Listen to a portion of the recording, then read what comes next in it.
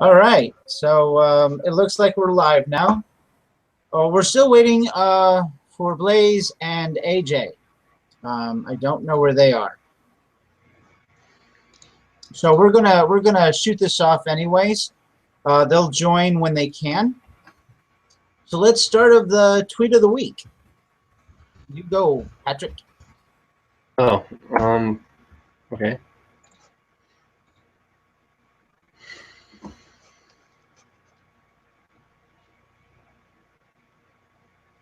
You don't have a tweet of the week, or no? I don't really have a tweet of the week. I didn't even know we were still doing that, to be honest. Yeah, we're going to do that every week. It's going to be the first part of the show. Okay, regardless of subject. Yeah, pretty much. Regardless of subject, we're just going to pick the tweet of the week. Okay, so for me, this guy, he's I don't know what the hell is wrong with this guy.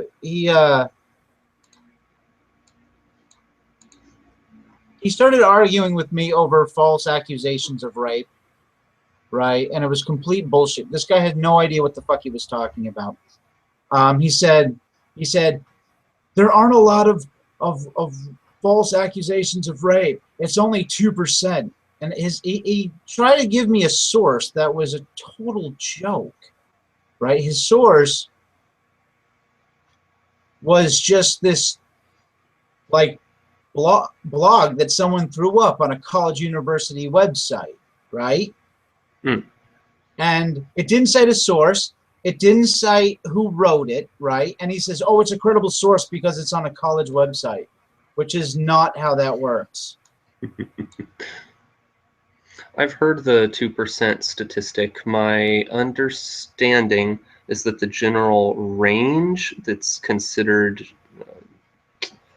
the standard for false accusations is between 2 and 8%.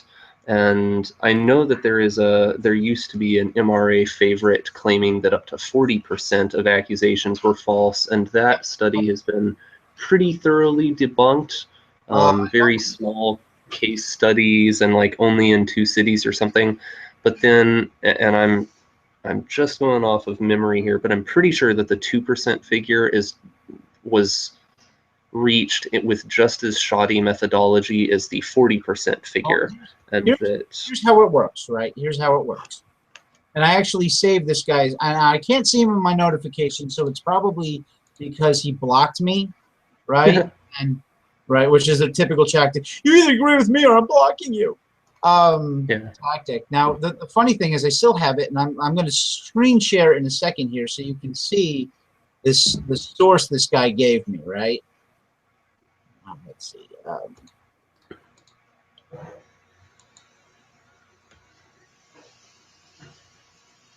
And I'm not seeing it anywhere. Oh, yeah, here it is. Yeah, okay, I've got it. It's just I was expecting it to look different. All right, so screen share. And here we go. Okay. Okay, so this is what he shows me, right? If you notice, this is just men against abuse now, blah, blah, blah. Like, we have this writing right here, myth about false accusations, myth. Lots of women cry rape when they regret sex. That's not a myth. That actually happens. I can tell you a lot of people who like everything else. Okay, yeah, this whole thing is just a copy and paste from Rain, right? Or Maine and Rain. Right, so it says only 2% of rape, of all rapes and related sex charges are determined to be false. That is bullshit. The FBI says somewhere between 2 and 8%. Right? Yeah. See, Rain down at the bottom here. That's their source. But of course, they pick the lower bound instead of giving you like an actual. Yeah, we're gonna when we cover the issue of rape in a later video, you guys will see this. Now, the whole thing is basically a copy and paste from Rain, right? Because you can go to here and you're going to see the same bullshit. Now, it's 2 to 8% according to the FBI. Now, that's all that they could prove was bullshit, like the Ghomeshi trial, right? Where he says, look, all the women came up and they totally fucking lied. They lied about everything. We caught them in lie upon lie. The defense didn't even give out a whatever, right? So this is his credible source, right? And if you look on Radin's website, their information, first of all, they're misquoting the FBI. Second of all, their statistics come from surveys that have been debunked. They ask stupid questions like, did you ever have sex that you didn't like? And if they said yes, it was counted as rape. It was total fucking bullshit. But this is what he thought was a legitimate website just because someone posted on web.stanford.edu, right? And I'm going to put this in the down below, right? Now, I've got several. Here it is. Here, can you see this? This new page? Yeah. Okay. Yeah. I had it. Okay. This is what like an actual college paper looks like, right? On the beginning, it says what the topic is. It says who it's by, right? It says the Department of Sociology, right? And it says what college it's from, right? Even though it's sort of in the website. Southern Illinois University.edu, right? This is an actual paper written by professionals. This was what a professional paper looks like. Okay, this is how, well, except for the fact that this is all centered in the center as opposed to MLA format, which my college makes me do, right? There's a categorical, the subject, who it's by, you know, everything. And then you have all this research, right? And then they put things like this. See how I'm highlighting it? That's them citing a source. That's how you're supposed to do it. You learn how to do this in English Composition 1 and in English Composition 2, especially English Composition 2. You know, for those who live in the United States, I don't know what the equivalent is. Notice how they have bulletin board, like, and all their sources, references on the bottom. This is what a legitimate source on a college website looks like, right? Everything is referenced. Now, going back to the crap he posted, it has the name of like their group, and that's it. I don't know who wrote this myths about false accusations. I don't know where they make no references other than rain, right? Which, as we pointed out, are bullshit, right? So this is a guy who thinks this, and then I go to Josh, I think his name is Josh O'Brien, because he did a beautiful, beautiful whole statistical analysis of this one project that did the rape thing, right? And he goes, what, a YouTube personality? I said, dude, first of all, just watch the video. He clearly knows about how statistics work, right? I've taken statistics. Anyone who's taken statistics can verify what he's saying and what he's doing. And then the guy, the whole time, this Twitter user just kept on basically throwing out insults as if that's a real argument. Seriously, if that's all you got, you don't have a real argument. As well as the logical thing of pleading to authority. Oh, that website doesn't look good enough. That website doesn't look professional enough. So they obviously can't have any authority or know anything about it. Yeah. Hello, everyone, by the way. You guys are probably getting... I forgot to unplug my even my roommate says hi, Blaise. Hi, Blaise. Yay, hello. Yeah, I think so. Connor, we're Yeah, I supposed hear to you. be able I to mean, see you. I hear people now. Yay. I just yeah, switched we have my the lights on this time. All right. I hope there wasn't too much of an echo there. I've switched to my headphones and unplugged my my speakers. Nice. All right. Blaise, you have a tweet of the week. I actually don't have one this week. I'm afraid with everything that happened with Brussels, I'm afraid just nothing entertaining happened. So it's and I've been off all week as well. So I'm actually on a 2-week, halfway through my 2-week holiday from my day job. So I've been on Twitter more than normal, and I'm afraid I don't have anything to offer. I would think you'd have more tweet of the weeks. I know, you would have thought so, but like I say, I just... Yeah, I mean, I've got one of my own. I'm not sure if that's allowed. Sure, doing your own. So I was quite pleased with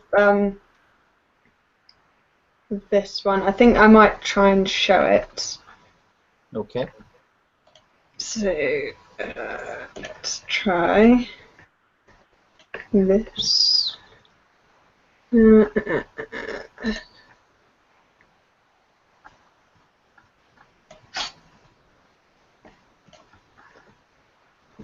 No, that didn't work. Pick this one. Nice. So basically, Feminist Frequency has decided that this charity is harassing her. And I found that quite amusing, to be honest. This charity that is the Amazing Atheist charity that he set up, that is actually going to genuinely help real women in the world. And Anita claimed that he's harassing her with it because clearly competition is now harassment. So all he's done is offer a viable alternative to raise just as much money as she is for her new videos. And he's just gone, well, you know, if you're going to do it for your videos, here's an alternative for people to fund to instead. And now this is harassment. So I found that quite amusing. This tweet actually did do quite well. So it's been retweeted 110 times and liked 143. So yeah, I was quite pleased with that one. So that's my really bad tweet of the week. Wow. Yeah, that's definitely a tweet of the week. Wow. Wow, that is just sad. All right. For good those, reach there. Pike, you have one. I do. Well, I mean, I've got dozens, but I have one in particular that, you know, it's the same old, just like you said, we're used to appeals to authority and ad homs and so forth, but I thought this one was particularly silly, so I'll screen share with you real quick.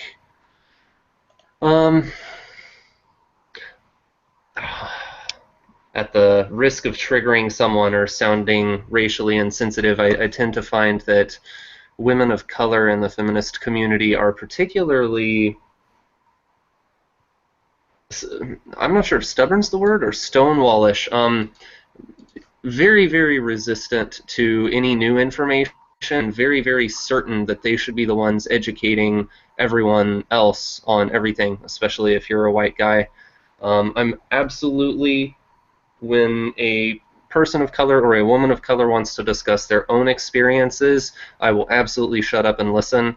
I don't buy the idea that white men do not have unique experiences as white men, or that white women do not have unique experiences as white women that are worthy of contribution. I don't think that your race or gender makes your facts inherently better or worse, which I think is pretty easily demonstrated here. So, Okay. Well, I think it's interesting you say that because the person who I was talking about in my tweet of the week, this started off because someone posted a comment saying, you know, you white cis males, how does your mothers feel that you hate feminists? I tweeted, like, because they were basically trying to shame, right? And I tweeted, both of my mothers know that I'm making an anti-feminist video. Now, I have two mothers. Well, currently, I used to have four. In my lifetime, I've had four mothers. One of them's black and one of them's white. Neither one of them are happy that I'm making these videos, I don't think, especially the look I got from my mom who's black. She just gave me this look like, are you serious? What's wrong with you? Kind of look. But I haven't gone over the things with her as to why I'm against them. And once I explain this, I think she'll understand once she sees the video. I'll have to pressure her hard to actually watch it, but whatever. Now, her experiences are going to be completely different from Blaise because she grew up in South Carolina during desegregation, right? She grew up with very racist teachers. she had to get really strong. How does she feel about them suggesting to reintroduce segregation? Does she have strong feelings about that? I don't know. I actually haven't talked to her in a while. She moved down to South Carolina. I tried to call my brother, right, to wish him a happy birthday. And Deshaun, if you ever see this, happy birthday! You know, his phone was turned off. I haven't talked to my mom in a while, right? Like, because we're all very, very busy. And it used to be a lot easier when they were down the street. You know, randomly when I had time, I could, you know, go down and, you know, they're only around the block from me. And just, you know, if they're home, hey, knock on the door. If they're not, oh well, go back. It's not like I've lost maybe 3 minutes trip time. So yay. But yeah. So he's like, so this guy came back saying, oh, well, your mothers hate you, blah blah blah, and that was his tweet. Your mothers hate you. Like, I'm like, wait, my mothers don't hate me. I just, like, when I got back, I just had dinner, you know, a Chinese buffet, and we saw the movie Zootopia. And I still have I'm like, dude, if I haven't seen my mother and blah blah blah, or if she hates me, why do I have the ticket stub? I can easily scan this ticket stub in correlation to the tweet I just made. You don't need to prove anything to these people. I've been called stupid a couple of times, but I can guarantee you that I'm not. And yeah, I have evidence to prove that I'm not, because I am dyslexic. I've part of the tests to prove that I was dyslexic, 2 of the 3 ones that I've taken in my lifetime actually included an intelligence test. So I can tell you what my intelligence is. So, you know, just because these people say things, you don't have to defend yourself. You don't have to give evidence. You don't have to rise to that tool. At the end of the day, water off a duck's back, you know. It is. If that's the best I can come up with, just laugh. Well, the reason I make this the tweet of the week. The reason I make this the tweet of the week is because this is a typical tactic I've seen in a lot of feminists online. Their first job is to lie and throw as much misinformation as possible, and when you call them out on their lies, they resort to nothing but name calling and vitriol. It's pathetic. Personal attacks. And yeah, I tend to agree. I mean, if you go on Twitter, probably on Tumblr too, I wouldn't know, but pretty much if you go out expressing any sort of political or sociological opinion on Twitter, you're going to deal with personalities that are like this, but it becomes pretty obvious that the social justice, I don't want to generalize too far, and I don't want to be exclusive to feminists, because it just seems to be like I've seen a lot of Black Lives Matter people do this. I've seen a lot of just general black Twitter do this. Creationist. You're only an atheist because you hate God and want to sin. Yeah. I think, is it because we are in positions where we see this a lot, or is there an epidemic of lack of critical thinking out there? There is. There absolutely is. But is it just that we see a lot of it because of what we do, or just generally en masse? And I do see this generally, like anyone who just blindly believes in the mainstream media. And so our conversations with friends, like one of them the other day, would just spouted almost word for word every lie that they could think of about Trump. And you counter every point, and they just look at you and go, oh, right, so you actually think about this and actually did some research on this. Oh, assuming that they don't be like, oh, so if, you know, why would you support a sexist, racist, misogynist, blah, blah, blah, if you weren't one, like, you know, you're lucky if you come out of it with just a kind of, oh, I'm out of my league. A lot of these people, they don't care if they're undereducated or under-researched on a topic. That won't stop them from fighting with you. It's the moral high ground, though, isn't it? Some of these people, a really, really good villain thinks that they're the good guy. Social justice warriors make excellent villains. You guys know that C.S. Lewis quote? I think anyone who's engaged in dealing with the whole PC culture, okay, moral busybodies, and I'll put this on the screen and get back to my tweet of the week, but this quote, everyone who engages these people, read this quote, download it, get a screen cap of it. He nails it. Okay. Here we go. Screen share time. Hopefully it's big enough. That's what she said. Oh. Can you read that on the screen share? Oh, it's all jumping around now. What's this? Hey, Oh, Advert. You broke the internet. Yeah. You know what? It was easier on Google. Here, you can read it here better. Of all tyrannies. Okay, I think I've seen this before, but it's ironic coming from him. Of all tyrannies, a tyranny sincerely exercised for the good of its victims may be the most oppressive. It would be better to live under robber barons than under omnipotent moral busybodies. The robber baron's cruelty may sometimes sleep, his cupidity may at some point be satiated, but those who torment us for our own good will torment us without end, for they do so with the approval of their own conscience. And this is what I've been saying, it's not even the misandry in feminism that I find, in mainstream, third wave, currently popular feminism, I should say. That's not what I find the most dangerous element of it, really. It's this kind of neurotic maternalism. It's like having an overprotective mother who... It's almost like they care more about their perception of being a good protective mother than your actual well-being. Yeah, like the mother who poisons her child so she has a job to do.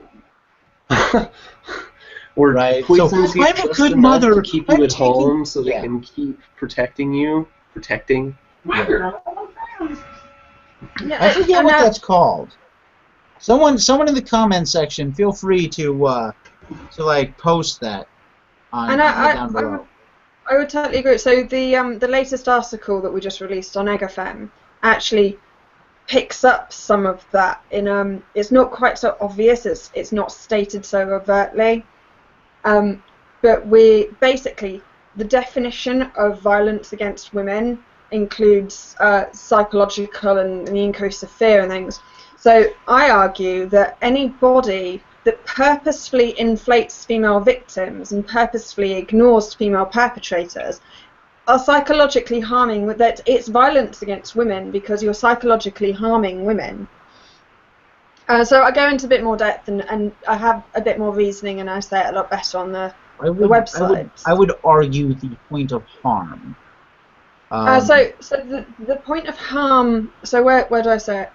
Well, no. Let's not get into it now. We can discuss that at a different time. So rabbit hole. Okay, so I've already tangented a decent amount. So I'm going to get back to my actual tweet of the week. So I prefaced this. I engaged 2 women of color on feminism. I don't remember what the initial tweet was. The initial tweet, the lady was saying, feminism helps men and women too. And I was like, can you, off the top of your head, can you name a feminist campaign fighting circumcision? Can you name a feminist campaign fighting unequal sentencing? And actually, I know they exist. I have seen feminist campaigns fighting circumcision. I've seen feminist campaigns that are focused on ending sentencing inequality. So credit where credit's due. See, I actually haven't seen a single campaign or a single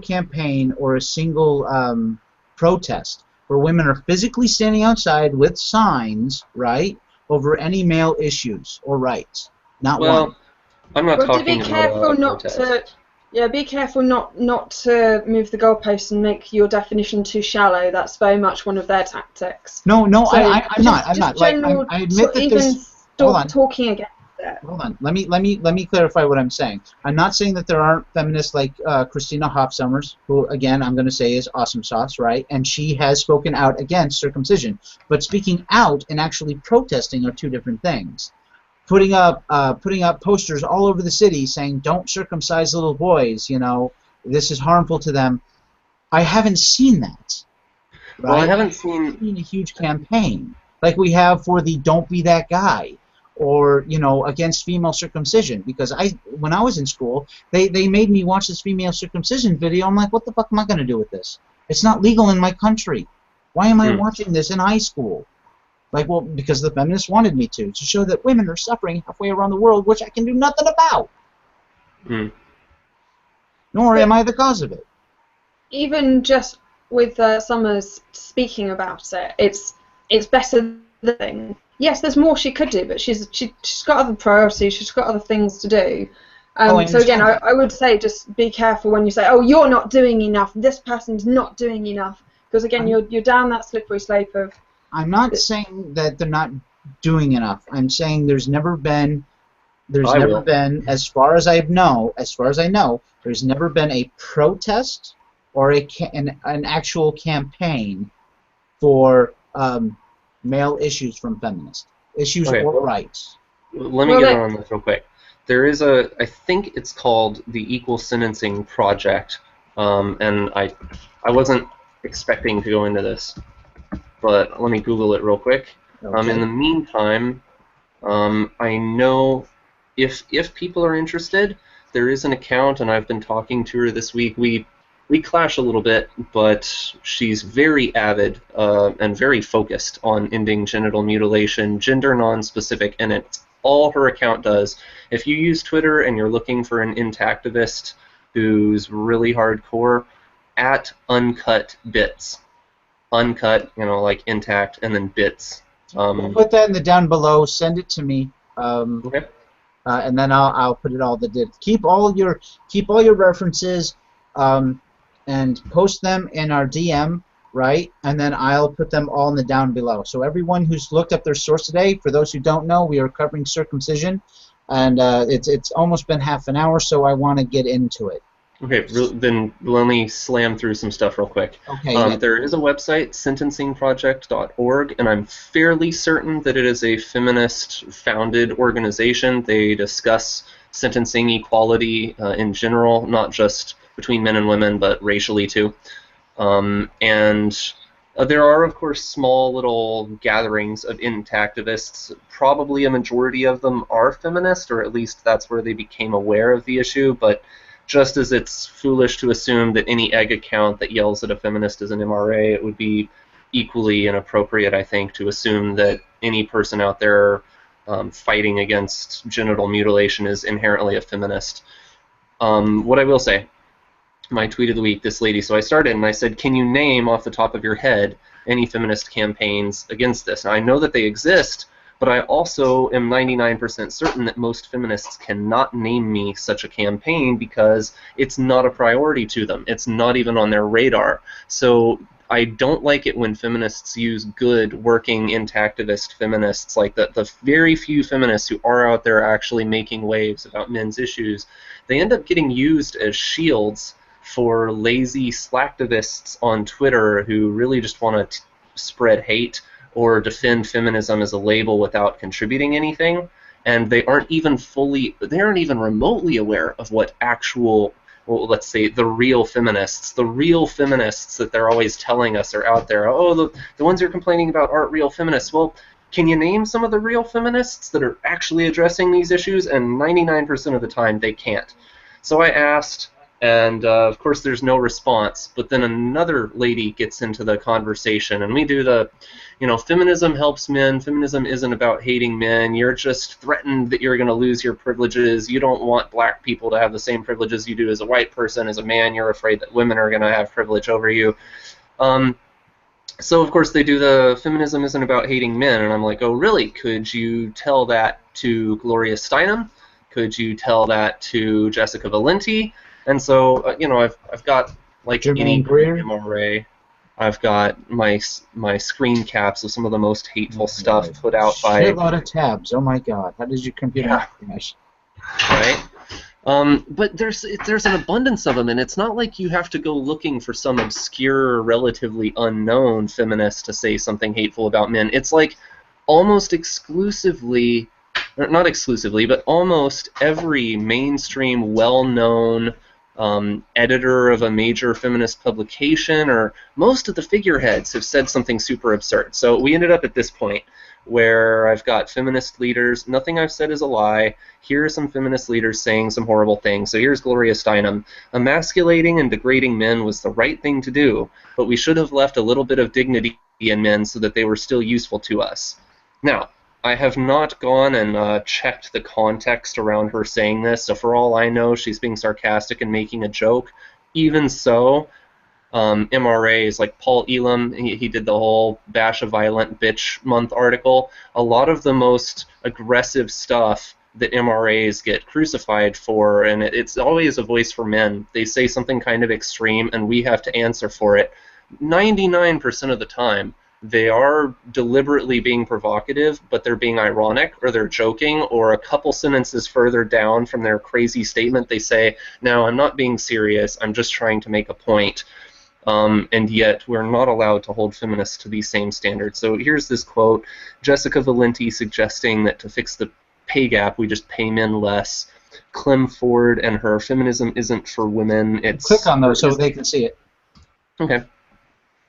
Feminism isn't for everyone. It's for fucking women, you turd. The funny thing about her is it's for fucking women. That's all it's for, is to fuck women. Literally, have sex with them. That's what feminism for men is. But yeah, we've seen tweets like this, so we got to move on and get to the actual topic, or we will never be able to cover it. I would like okay, to well, say real quick. The response that I got when I posted these is this lady in the, "You're still wrong because those are so-called feminists." Yeah, this one is. true Scotsman. Yep. Yeah. I was just about to say. It's one thing if I'm showing you some Twitter profile, but Gloria Steinem, Jessica Valenti, Clementine Ford, these are like so-called feminists. These are the most famous, popular, successful feminists. Like, their whole career is feminism. Yep. They are the spearheads, the figureheads of the movement. And they're the ones that other moderate, so-called moderate feminists listen to. Yeah. And so I offered this girl, I did a series of quotes, and I was like, please, do me a favor, make my year. I have never seen a feminist do this. I would love to see this happen. Please, I'll offer you the opportunity. And I tagged in Jessica Valenti's tag, and I was like, please, tell Jessica Valenti that I'm wrong because she isn't a real feminist.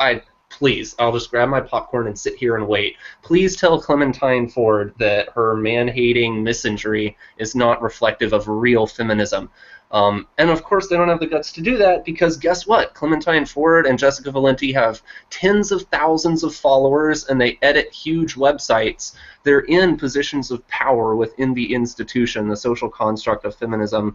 And so of course these smaller members will defend them to the death, but then as soon as they find out that their heroes have said something that would harm the image of feminism, oh, well, they're not real feminists, but they don't actually act on it. They don't actually go and confront these people that they believe are ruining the image of feminism. They just kind of make excuses for them. So there you go. That's my tweet of the week.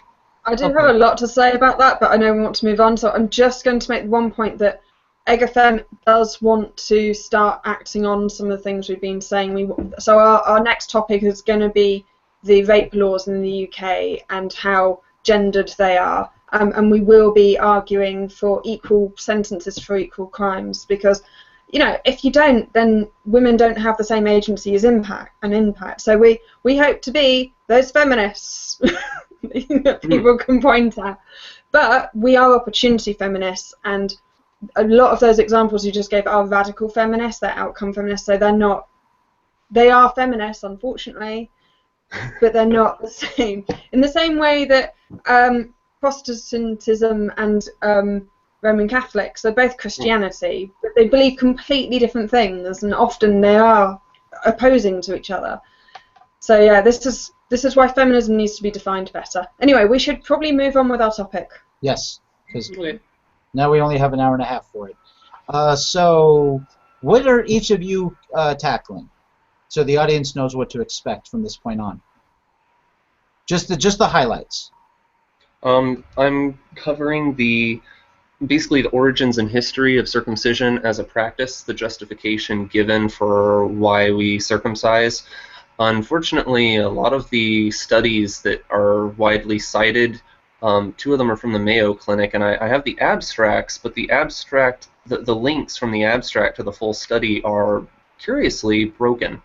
So I do have a lot of summaries, but don't have full studies to show. Not too many, anyways, for the reasons given. I have plenty of information on the damage and long-term effects, and I would like to describe the actual anatomy of the penis and foreskin, its functions.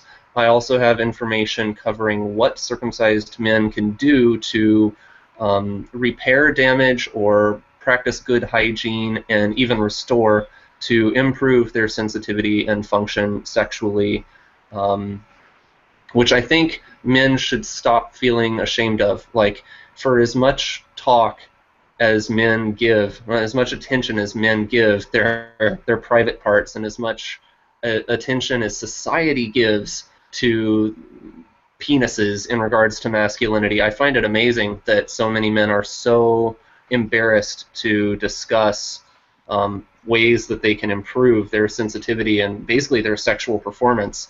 Men will go and work out for like 3 or 4 hours a week and push 300-pound things off their chest, but the idea of doing something to increase their sexual pleasure for some reason is like they're more squeamish about it than interested, which I find ironic. So that's what I'll cover. Blaise? So I'm going to talk more generally about so we're going to understand from about the physical reasons, the health benefits and things. So I'm actually going to talk more about the social aspects, why these babies are cut to start with, the other pressures, the fact that many of these people either won't know about the health pros and cons, or they do know, but at the time when this decision is made, may not be capable of rational thought, and the social pressures that come with the act. Because once this is done, this is done. So I want to bring some bigger picture thoughts into that, and what I want to discuss would apply to both male and female circumcision. Okay, Pike. Heads or tails? Call it. Well, if he goes first, because it's going to explain the rational side, whereas I'm going to talk more about the slightly more irrational side and the pressures. So I think Pike should go first. Khan, what are you going to discuss? I'm discussing female circumcision, the various types of female circumcision. For those who don't know, there are 4 different types of female circumcision. Why it's performed, who performs it, is it oppressive to women by men, or is it oppressive by women to women? Is it oppression at all? And anthropology. I'm getting actual anthropologists and who were down in the nitty-gritty with these people in their societies. And I'm going to be covering the myths, or the so-called myths and the so-called demyths about female circumcision. Okay. All right, so I guess, Pike, you go first. Oh, also, AJ was supposed to be on. He may be on in about 20 minutes. We don't know. He has some topics to cover. I guess we still have issues because of the daylight savings time and stuff. So, yeah, if he comes in, we'll interject him somewhere. But go ahead, Pike. It's on you now. Okay, 2 things. One, I think that I'd like to go first, and also towards the end. My discussion on restoration and stuff, I think, should come near the end. It's not as relevant to the rest of the discussion. And I have a question. It's somewhat difficult to show some of these sites without showing genitalia. So, are we keeping this? This is definitely educational. If YouTube has a problem with it, I will be calling every number in Google and YouTube. Like, what the hell is wrong with you? You can discuss educational topics without show and tell. So so that's what I'm asking. Is like. So maybe we should have links below for people to choose to go to and look at pretty pictures. If you need to show it, if you need to show it for educational purposes, show it. I think Blaise can averitorize, but I think some things you need to see. I think it's important. So if you think that it's important, that it needs to be seen, or that we need, like, if it happens to be in something you definitely want to show for whatever reason, then show it. Okay. This is an adult topic, and we need to be adults about it. Okay. Which is strange coming from me because I refuse to grow up. I still play tag. And you should be surprised the places I play tag. Ooh. Yeah. I work in manufacturing, right, in Ohio, very conservative area, and I get everyone in my section to play tag. We're talking macho, usually Republican-type people. Note to self, if Khan suddenly disappears, he's probably tripped and fallen into machinery playing tag. What did you read Adult Okay. capture the flag is a very fun activity, by the way. Depends on what the flag is. No, I'm kidding. Oh. Anyway, Okay. shall we Okay.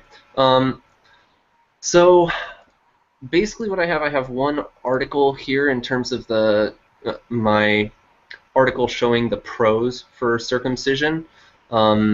It's just an article. It's a .org link, and it has links, to abstracts of studies that make the case for the benefits of circumcision. And when I followed those links, which go primarily to the NCBI and to the Mayo Clinic, the abstracts are up, but as I mentioned earlier, for some reason, most of the studies have disappeared.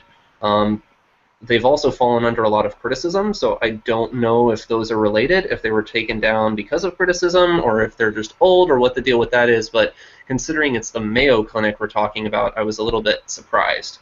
Maybe they've updated their website or something and links are broken and no one's alerted them to it. Who knows? May I ask, did they give an unbiased opinion, or did they only cover the positives? Did they also cover the cons? They cover the cons. They cover the arguments against circumcision, but I think it's safe to say that this first article, the person definitely seems biased in favor of it. What I noticed is that the 3 or 4 main articles discussing how harmless or not that big of a deal circumcision was, they're all written by women, which I just find very ironic that women are out there telling men and people, like also prospective mothers, hey, this isn't really that big of a deal. This, I think AJ was supposed to cover the body autonomy elements of this, the rights of the infant to make choices about their body, but I think it's very interesting that it's primarily women, from what I have found, kind of glossing over that fact to present a scientifically based but loosely argued claim that the effects are not so severe, and completely skipping the ethical question of whether or not we should be violating infant consent surgically in a permanent way. Does that answer your question?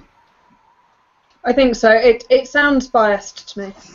Yeah, okay, so here, I'll screen share real quick. As Karn pointed out, I have way too many tabs, so here we go. I didn't say too many. I said a good time. I did. Okay, so sciencebasedmedicine.org. Harriet Hall wrote this. Some people think circumcision is mutilation. She says that she worked in a hospital emergency room and someone came in asking for a circumcision. So she has some experience with medical procedures and with medicine in general. The website is not dedicated specifically to this issue, but to scientific analysis of medical procedures. So here she lists the arguments against circumcision, and to be fair, she does a decent job of listing them. Nature doesn't make mistakes. It's genital mutilation and a violation of human rights. Myself, personally, I think the argument stops right here. There shouldn't be a reason to go on. From a medical standpoint, I want to point something out. The definition of mutilation in the medical community, and so it's a technical medical word. Mutilation is defined as any unnecessary forms of cut. Anytime you cut away healthy skin, it is by definition mutilation. There you go. Any skin or tissue. Sorry. Okay. I'll go ahead and read her list of the arguments against circumcision, most of which I'm going to be repeating myself. Babies remember the pain. It's cruel. Doctors do it just to earn more money. I don't know that they do it just to earn more money, but one of these links up here, assuming I can find it later, demonstrates that circumcision is the most commonly practiced surgery in the United States, which makes it a fairly lucrative surgical practice. Okay. So I don't know if doctors what do they do with the foreskin, Pike? I don't know. Didn't Oprah say at one point? They use believe it for burn victims. Yeah. They do what? They do not throw away the foreskin. For those who don't know, they do not throw away the foreskin. They use the foreskin for burn victims a lot. They use it to graft onto the skin because of the basically the formation of the tissue, and that I'll be putting a link in that in the down below as well. Okay. Well, you know, at least they're being recycled. At least they're getting put to some use. Not really. I mean, if you're a burn victim, aren't you getting burned twice by having some baby's skin attached to your face, your arm, or something? It's kind of gross. Yeah, that's what I was thinking. I mean, it's good that they don't just get thrown over. And they're not going to tell you where the skin comes from either. Fresh baby skin, now. Fresh baby skin. Smooth as a baby's, not bottom. Anyway. Go ahead, okay. I thought that was a important thing to point out. Okay. They make shitloads of money off it too, by the way. Just FYI. Yeah. And it's, you know, because it's so commonplace, because of the culture surrounding it and the perception that it's harmless, it'll be over in an instant, the kid won't remember it, all that. It's a pretty easy way for doctors to make a couple extra bucks. There's like, oh yeah, we got the baby. It's like when the waiter offers you dessert after your meal. You've already been through the rigors of childbirth and everything. Who's really thinking clearly within a week? No, you're stepping on my bits. I'm sorry. Or while drugged. The uncovered glands becomes less sensitive. This is provable. Circumcised men don't get as much pleasure from sex. Circumcised men are psychologically damaged. Foreskin is required for the homosexual practice of docking. Okay, that's fairly specific. I don't know what docking is. I think is that like anal or? I'm pretty sure this is like penis to penis stimulation. I think it's like you roll the foreskin over the other person's glands, so you like. Weird, but okay.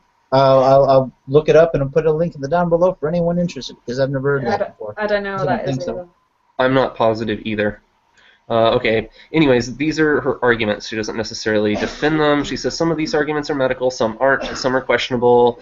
The doctors want to make money argument doesn't seem to hold water.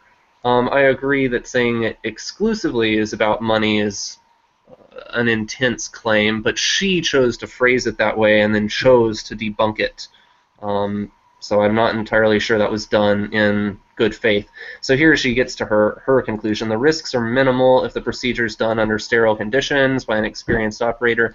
Now this is to some degree true. The number of deaths and serious injuries related to circumcision would seem relatively small. On the other hand, if you're going to argue that this is genital mutilation and completely unnecessary, the fact that there is a risk of the infant dying or experiencing severe complications should make it kind of a no-brainer.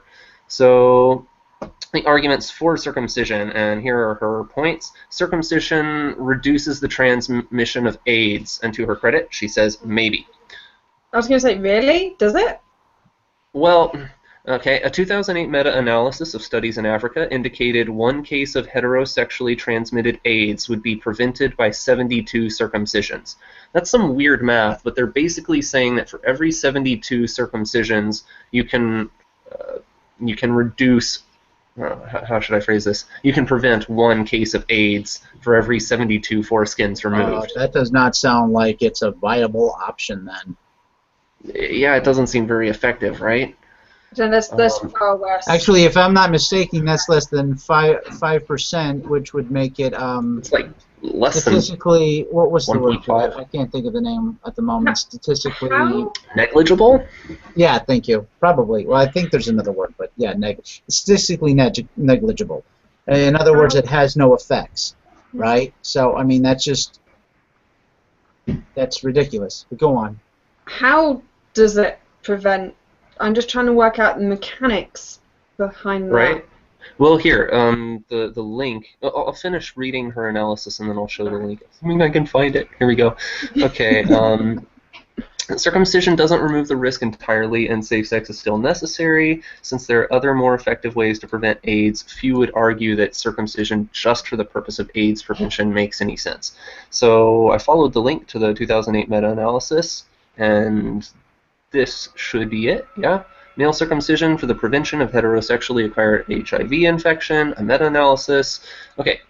Observational studies and a small collection of randomized controlled trials suggest male circumcision may significantly reduce HIV transmission between serodiscordant contacts.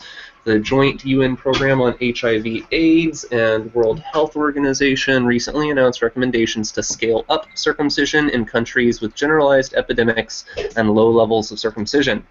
However, no meta-analysis has been conducted. So, Wait, go back to the page for a second. Her page, this one? No. The one with the meta-analysis. Okay. This? Yeah, hold on. Just give me a second. 11,050.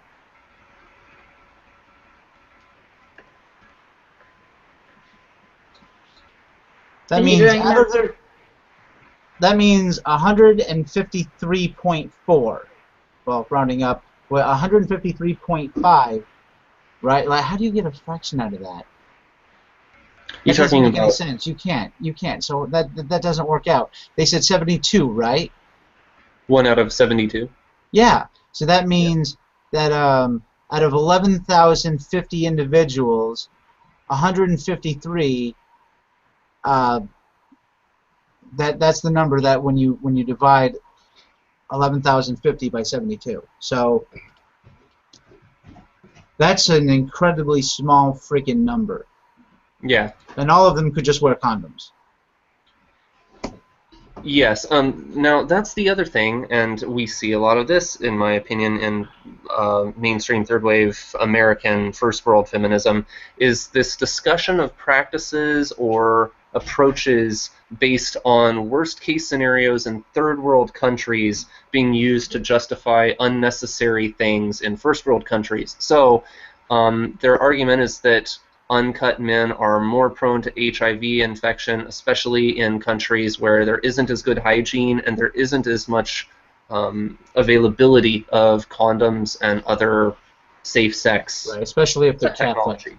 Out of curiosity, if they're in those conditions, surely just doing the circumcision would have a far increased risk compared to the first world countries. Yeah, so not to mention that's not infection and everything proportional. else. Good point. And if Okay. the study wasn't done over in Africa, right, then the study is meaningless. Yeah? I mean, Because that'll only just trying tell to us work whether out- we should do it here or not, and we shouldn't because we have the availability of a lot of other options.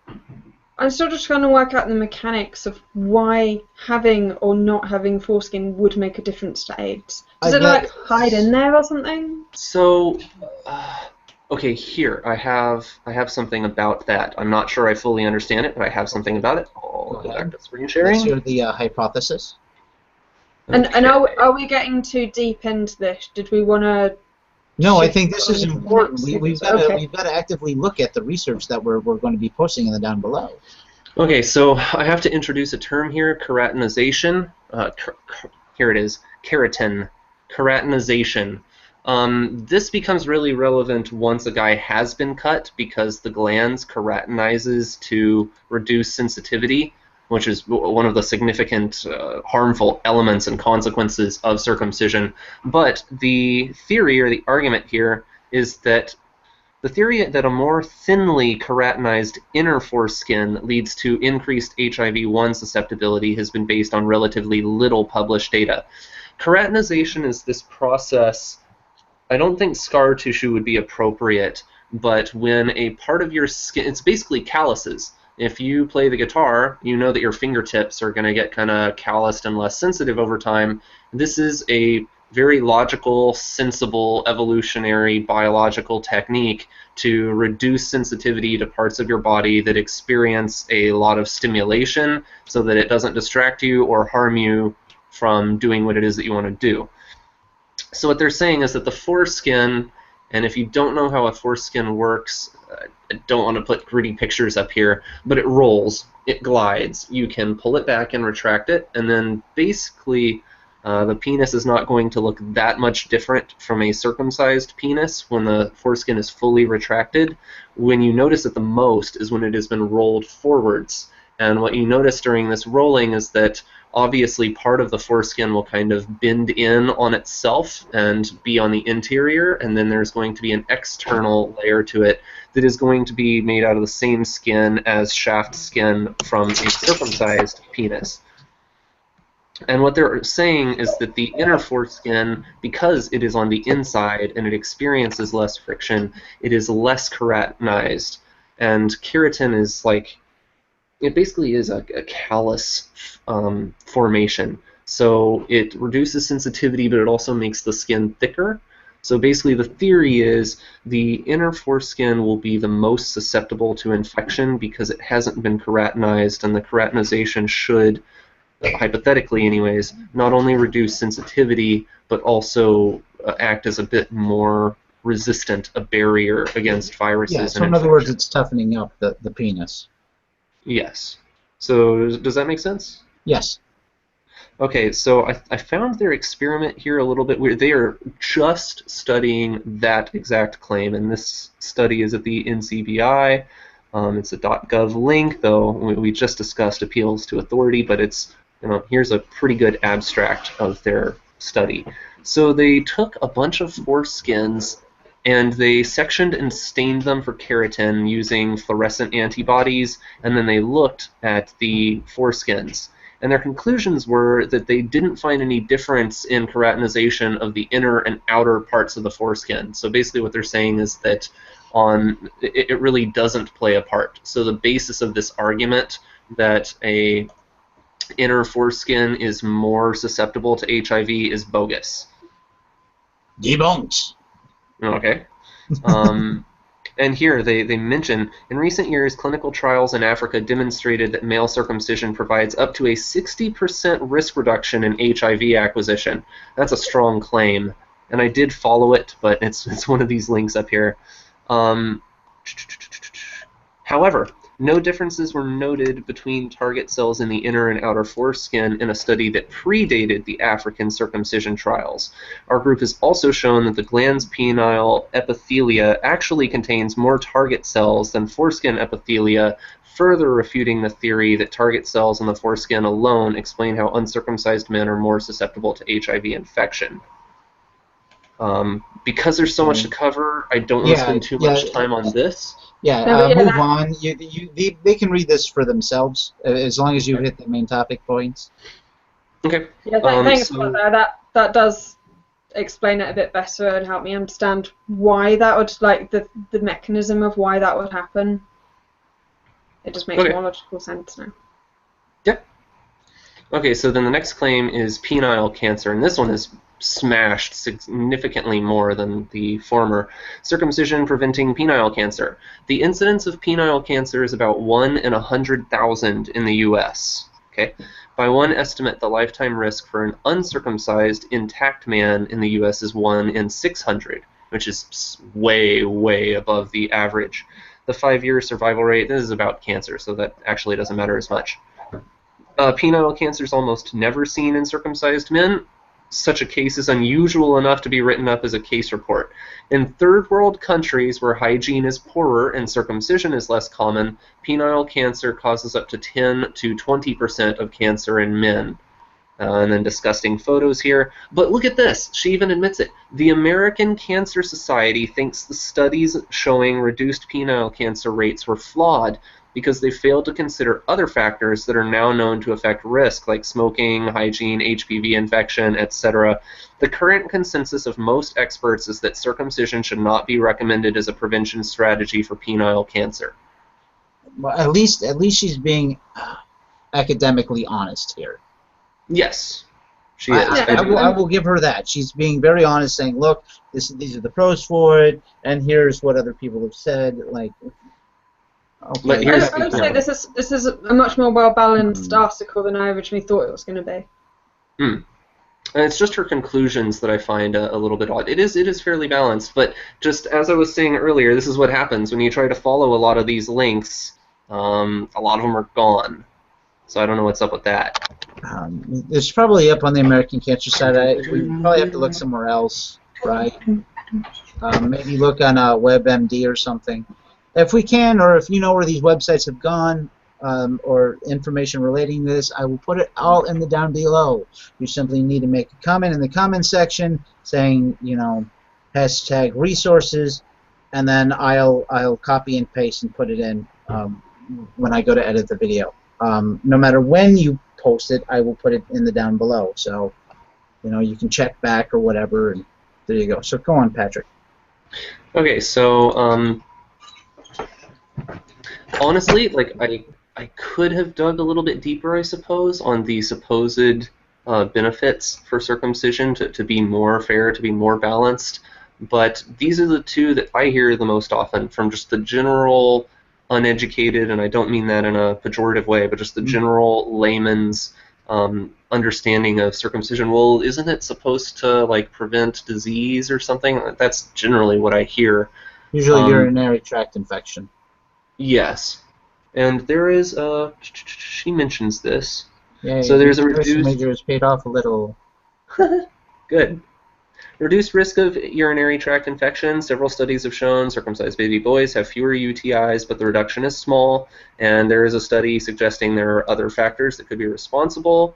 Reduced risk of inflammation. Most studies show balanitis is more common in uncircumcised men.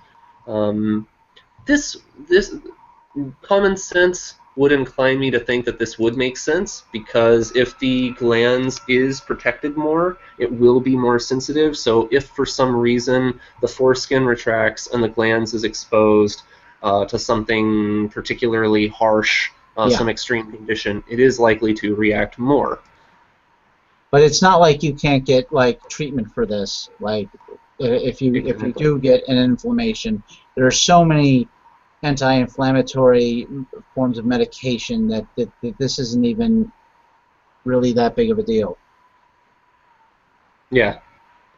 And then, you know, these bottom ones are kind of pointless. And she even admits this. It's easier to keep an hold on, I want to tackle this hygiene one. Hygiene. It's easier to keep a circumcised penis clean. Well, no shit. It's easier to keep your arm clean if you cut half of it off. Okay? But we have soaping water in first world countries. In first world countries, this is ridiculously stupid argument. Because mostly you should be, like George Carlin said, you mostly need to wash your crotch, your armpits, and your hands. That's about it. So I would say those points are interrelated. So the hygiene and the urinary tract ones and the other infectious thing. Well, I want to say so if you had better education on how boys should wash, and to make sure that they're doing it, and to make sure that the education was better, then those other things would probably go down. But I think they do sound quite interrelated to me. Well, the thing is, though, that the urinary tract infection one, there are multiple studies on this, and what they found out is we have multiple disagreeing research, right? They took a huge portion of Americans, and they found out that some of them that it seems to have that it does seem to slightly reduce, right? But all the problems that come with having it that performing circumcision is that we have from him, it's not worth it. It really isn't, because we have other studies in Europe that show that they have uncircumcised and they have no urinary tract infection problems due to it. So the best they have is correlation, and they're saying that's causation, and that's I'm sorry, that's faulty reasoning. So from a logical health benefits, disbenefits, and we're saying on those two we don't think it's worth it, but I'm going to discuss the social implications and how that might be quite a big driver to why so many boys do get done. Okay. Okay. So here's the other main link that I examined, and this link is definitely biased. Obviously, any website that's going to be arguing against circumcision, they're going to have an anti-circumcision bias. So we should be aware of this. At the same time, bias does not necessarily preclude someone from being right. Even a broken clock is right twice a day. And at least at this site, No Harm with 2 M's, and they're fairly well known as a intactivist anti-circumcision site. But really, the nice thing about this is these are just quotes from doctors that have advocated circumcision going all the way back to 1860. So bias or no bias, these may be cherry-picked quotes, but nonetheless, okay, so I'm going to go ahead and keep them here. I selected a few that I thought were most relevant, but as you'll notice, they give you a timeline. So they're arranged chronologically, and they tell you what percentage of men were being circumcised at this point. So they not only show you the quote, but how ingrained circumcision was in the culture at that time. So here's the earliest quote that they provide, and I've seen multiple sources confirming this. The original purpose of circumcision in males, and frankly in females too, not my territory, is to reduce masturbation. This is generally considered, or I shouldn't say considered, it's generally been a puritanical attempt to cure society of the evils of sexual immorality, which I'm inclined to say that feminists should be up in arms about this more than they are, considering how anti-puritanical many of them are, but feminism is such a big spectrum and there are a lot of sex-negative feminists, so maybe I shouldn't. In cases of masturbation, we must, I believe, break the habit by inducing such a condition of the parts as will cause too much local suffering to allow of the practice being continued. For this purpose, if the preface is long, we may circumcise the male patient with present and probably with future advantage. The operation, too, should not be performed under chloroform, so that the pain experienced may be associated with the habit we wish to eradicate. This is Arthur A. Johnson in 1860. Wow. So, hey, you masturbate a lot. We're going to torture you and cut off and mutilate parts of your body parts because you like to touch yourself. Yeah. Really? Yeah. I mean, the fact that this is like... and all of a sudden, a song from Austin Powers is playing in my head. At this point, what you said earlier, Karn, by the way, when you look into the topic of circumcision, what you get is a lot of conflicting research. You get a lot of things saying it causes a lot of harm and a lot of people saying that it can reduce disease. But it seems to be a general theme here, every claim saying that it helps reduce disease, someone else comes along and says, well, there could be other factors, or this really doesn't, it barely reduces the chance of getting disease. In the original article I was showing you, she even says what it all boils down to is there really isn't very much compelling scientific argument for or against circumcision. There are small risks and there are small benefits. I disagree with the small risk, but I'll go ahead. I agree. I also think the damage is not so small, but it's she irreversible. She does conclude that there really is no there's no compelling argument for circumcision. I would argue there is compelling scientific argument against it, but the research is... I think that quote is going to be really interesting to compare when Khan talks about female genital mutilation. Like, if we keep that in mind for when we're talking about the pros and cons of cutting a woman, oh, well, we do it to blokes, and the risks are small, and the benefits are all right. So, you know, it's culturally, if we took the culture away, just looked at the raw data, that would be really interesting. Okay. So I selected a few quotes from the site, and I unfortunately copied them in reverse chronological order.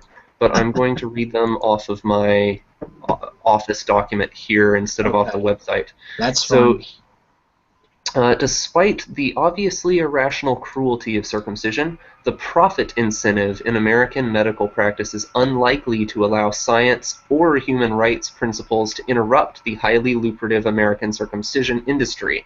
It is now time for European medical associations loudly to condemn the North American medical community for participating in and profiting from what is, by any standard, a senseless and barbaric sexual mutilation of innocent children.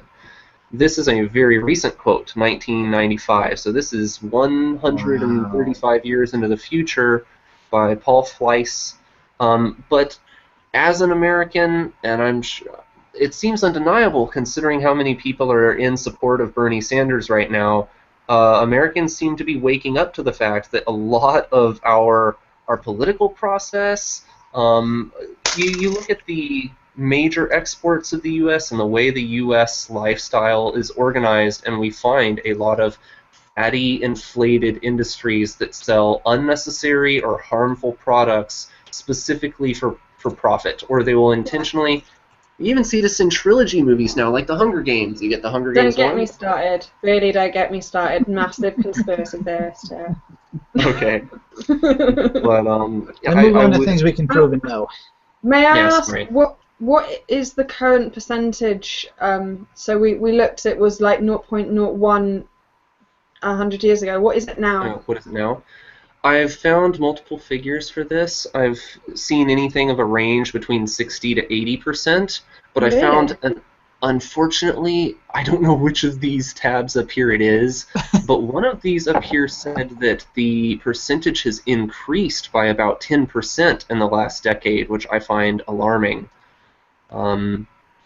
I don't want to spend too much time surfing for it. On the same quote page that you had, just for a comparison of what they claim as a like for like, because that will show that hopefully they've measured it in the same way for each of these quotes. Okay, here. It's going to be at 1995, so here's 60% of the northeastern urban American male population, 60% at 1994, and here's the quote here. So they're saying 60% here, but that was 20 years ago, actually. Well, it went up to 90% before then. Yeah.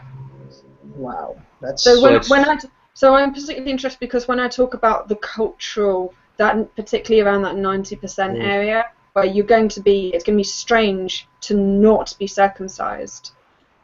Okay.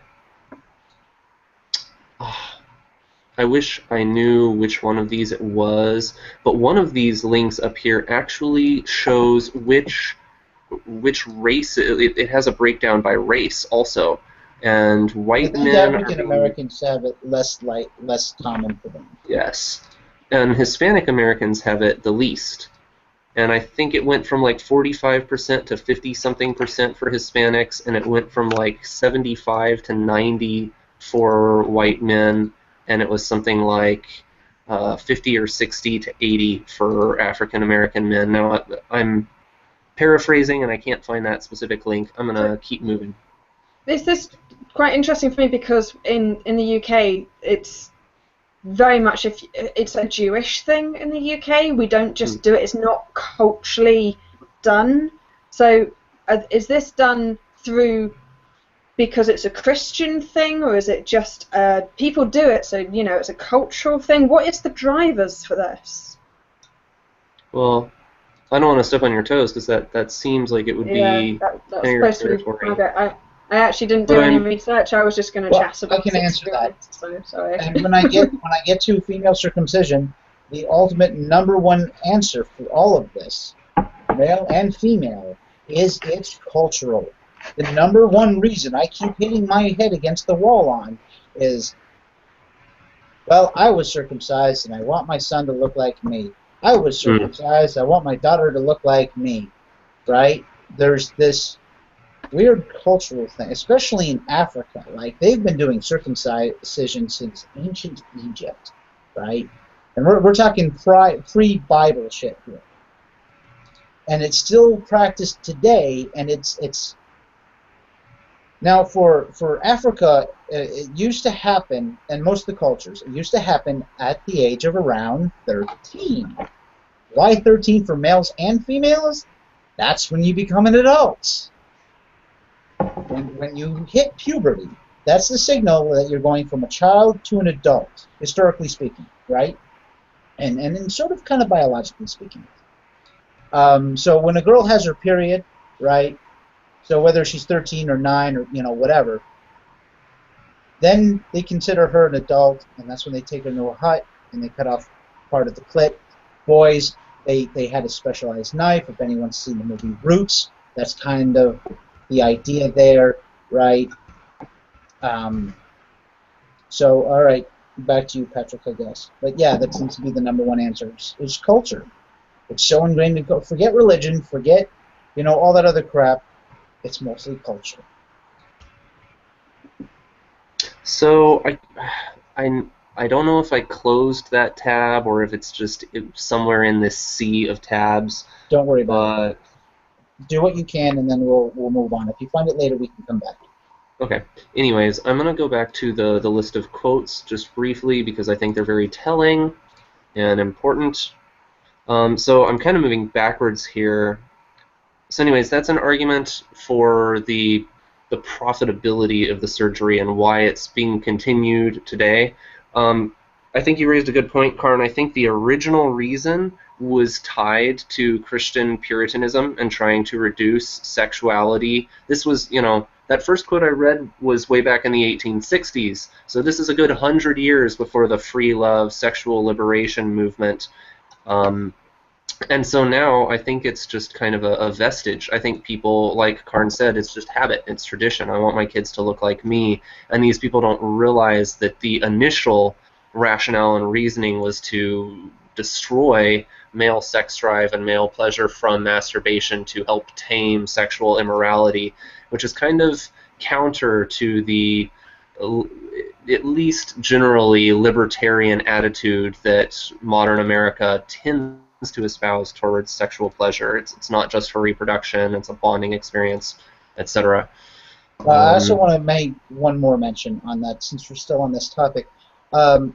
Someone I talked to, right, on the subject, she told me that her father was circumcised at birth because that's what they did. They didn't even ask the parents; they just did it, and that was the medical practice back then. They just circumcised because that was the thing. Okay, I'm gonna run these off real fast. So this person, and you gotta love this guy's name, R.W. Cockshut, in his article on circumcision in the British Medical Journal from 1935. I suggest that all male children should be circumcised. This is against nature, but that is exactly the reason why it should be done. Nature intends that the adolescent male shall copulate as often and as promiscuously as possible, and to that end covers the sensitive glands so that it shall be ever ready to receive stimuli. Civilization, on the contrary, requires chastity, and the glands of the circumcised rapidly assumes a leathery texture less sensitive than skin. This, by the way, is keratinization, what he's describing. Yes. So this person is knowingly recommending that we desensitize the gland's skin in order to reduce masturbatory practices. Do you know what? Why not just make a woman wear burqas if men can't keep it in their pockets? Yeah, right? So all of this, the argument basically boils down to we can't educate men. We can't teach men that no means no, yes means yes, whatever. The argument that most feminists make in ending rape, the logic for circumcision is against that logic. They're saying that man by nature, you know, it's less of a good idea to just teach people how to control their sexual impulses than to just try to physiologically remove them. To answer your question, Blaise, I was so poor as a young boy, I had to cut a hole in my pocket just so I had something to play with. God. Well done, sir. Okay, so more of the same. Another advantage of circumcision is the lessened liability to masturbation. A long foreskin is irritating per se, as it necessitates more manipulation of the parts in bathing. This leads the child to handle the parts, and as a rule, pleasurable sensations are elicited from the extremely sensitive mucous membrane, with resultant manipulation and masturbation. So they're basically saying that, like, in order to clean the foreskin, a child has to become aware of their genitalia, and in the process of bathing their penis in order to keep it clean, they're going to end up getting into a practice of masturbating. So they're not even wash making... that penis, you bad boy. You wash that penis. Slap. Okay, all of these quotes are coming from doctors who acknowledge that the exposure of the glans penis following circumcision lessens the sensitivity of the organ. Okay, we can make an easy, obvious conclusion from all this so far. Basically, this is shaming male sexuality. That's all this is. You're mutilating men for their sexuality. And if you did this to women, there would be a world fucking wide outcry. Right? Now, if you did this to women now, in the same reason that if we discovered smoking now, it would be outright banned. If this practice wasn't culturally acceptable, it wasn't historic, we didn't have it ingrained, or you didn't have babies being taken away and just done without permission. If this was done now with our new mentality, this just wouldn't be a thing. Now, there are some medical reasons why adult males would get circumcised for legitimate medical problems, and right? I think that's a completely separate argument. Yeah, and that's outside of the bounds of what we're talking about here. And so for that, that's perfectly fine. Yeah, what we're talking about here is unnecessary surgery. Choosing... Yes. I mean, you wouldn't tattoo a child at birth. We wouldn't allow that at all. That'd be, you know. But if we'd done that for generations and generations, and you know, everyone got tattooed with the sign of their family at birth, then you know, it would just be done. It's just the accepted thing. It's just what we do. If we branded our children at birth, you know, it would be fine because we would all accept it. It's not even okay if you're Archer. Yeah, and me saying that now, I think it's like, oh no, you wouldn't brand a child at birth. I mean, don't be ridiculous. But we'll happily cut off a child's foreskin. Only one person out of 100 people will probably get the joke I just made. I'm sorry, I didn't even hear it. I said it's not even acceptable, even if you're Archer. Oh yeah, I didn't watch the show. Sorry. Okay, yeah, well, he tattoos his who he believes is his baby son. Oh, okay.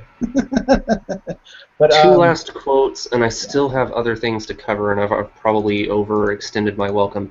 In consequence of circumcision, the epithelial covering of the glands becomes dry, hard, less liable to excoriation and inflammation, and less pervious to venereal viruses. So as I mentioned earlier, the science on reducing susceptibility for HIV and cancer is dubious.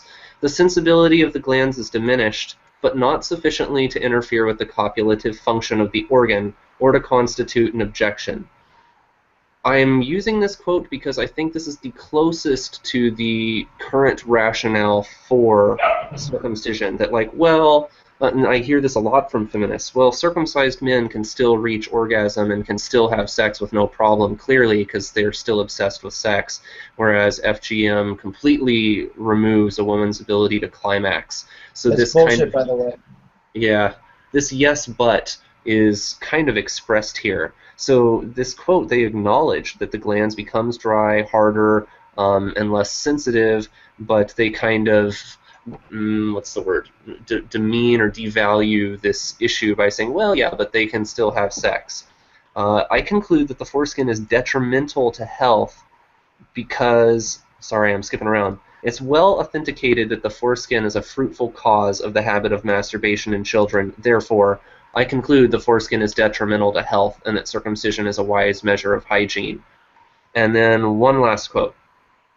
That describes kind of the logic.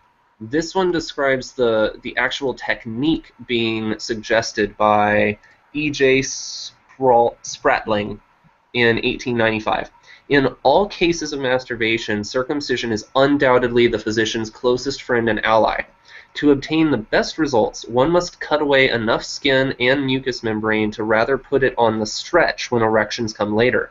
There must be no play, no slack, in the skin after the wound has thoroughly healed. It must fit tightly over the penis. For should there be any play, the patient will be found to readily resume his practice, not begrudging the time and extra energy required to produce the orgasm.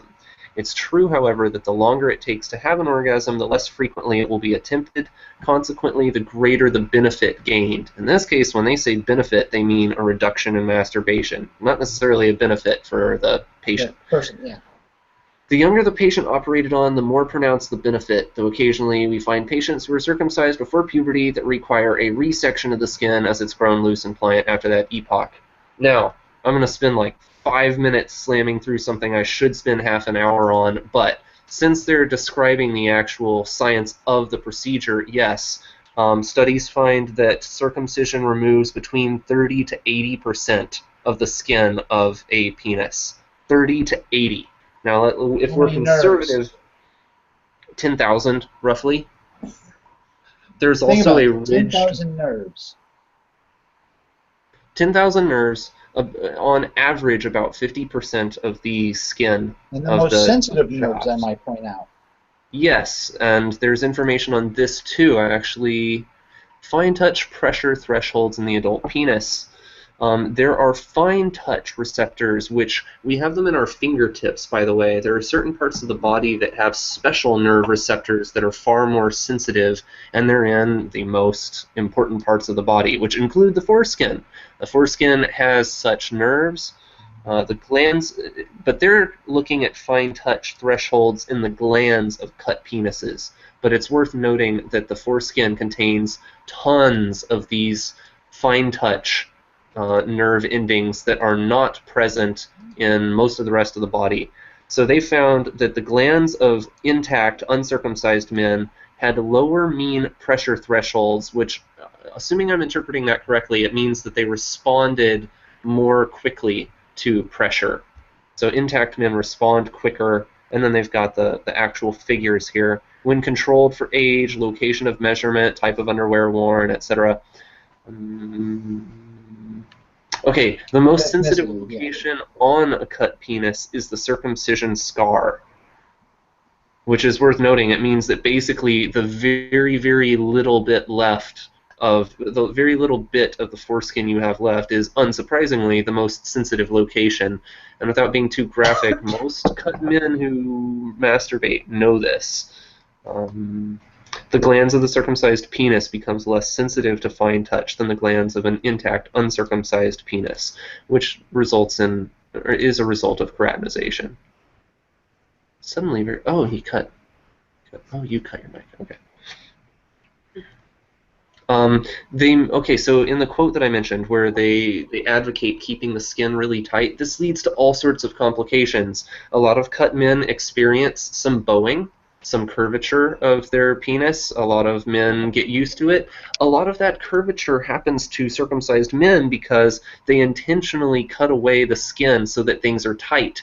And if they don't cut evenly, you'd have to cut it very evenly to prevent this from happening. You end up with 18, 20, 40, 50 years of unequal tension pulling your penis to a certain direction. Also, even if they do cut it evenly, you still have this tension. It can actually shrink the size of your penis by up to 20%. Consider that. So when you have all of the skin really taut, the penis cannot expand the way that it should when becoming hard. And this could actually lead to part of the stereotype on why African American men have larger penises, because if they're being circumcised less than white men in the United States, and circumcision can lead to a shrinkage in the size of your penis. That's a myth, by the way. I'm pretty sure that's purely a myth. I'm fairly certain that I have seen evidence that different races do have different sizes. Okay. Well, anyways, I'm just pointing out that circumcision could be playing a role in that due to increasing pressure on the actual expanding tissue by putting this tension, this lack of slack skin. So you end up with keratinization. The glands itself becomes less sensitive, which is a big deal because if you don't have a foreskin, the foreskin, intact men invariably report that the foreskin is the most pleasurable part of their penis. But then when you remove it, the glands would become the second most sensitive. So for circumcised men, you want a glands to be really sensitive because you don't have a foreskin. The problem is the foreskin protects the glands from stimulation, and it produces some chemicals that help keep it lubricated. When you remove it, now the glands is exposed to a ton of friction and air, which dries it out. And I'm not going to show the pictures, but you can go look for pictures of a keratinized glands versus a non-keratinized glands, and basically in the down below. Yeah, whatever you have, I will put in the down below because all of this is important.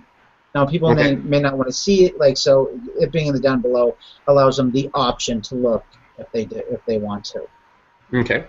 I just saw on that page you had up a moment ago. Shoot. Other boys will laugh at you. Oh yeah. Well, other boys will laugh at you for any reason. To be fair, she says she presents this as a complete non-issue.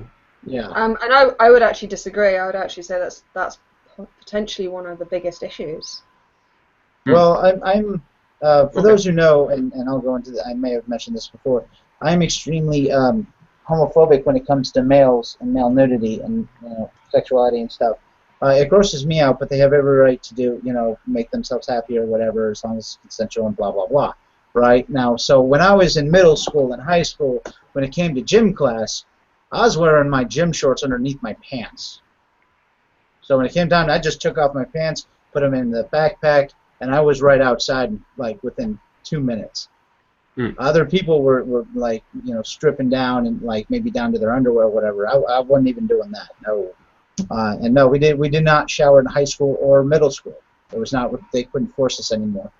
So that whole Carrie scene and like other scenes you see in movies and shit, that never happened for me. And I don't know about where other people live, but yeah, I did not shower with other boys or anything like that, and I prefer it that way. And even if they had said, "Oh, it's a requirement," I'd been like, "No." I'd been like, "Not a chance in hell." So. There's my 2 cents on that. I have 3 other points that I should have spent a lot of time on, but I'm going to try and spend 1 minute apiece on them really quick. There is significant evidence that there's psychological damage from circumcision. There is significant body of scientific evidence that infants do experience pain the same way that adults experience pain. No, hold on. I want to correct you on this one thing. Babies are hypersensitive. Right? This means they feel things way more than you and I do. Right? Their brains are still developing in such a way that they're trying to test for any kind of sensation. Right? They are actively seeking out the universe in one way or another. Right? So I saw one number as high as 20% more sensitive than a teen or an adult. Babies are. Well, I mean, that makes sense. Okay, so here, they're saying in a study by Lander and colleagues, a control group of infants who received no anesthesia during the procedure was used as a baseline to measure the effectiveness of different anesthesias during circumcision. And the control group babies who did not receive anesthesia were in so much pain that some began to choke, and one even had a seizure, and they decided it was unethical to continue.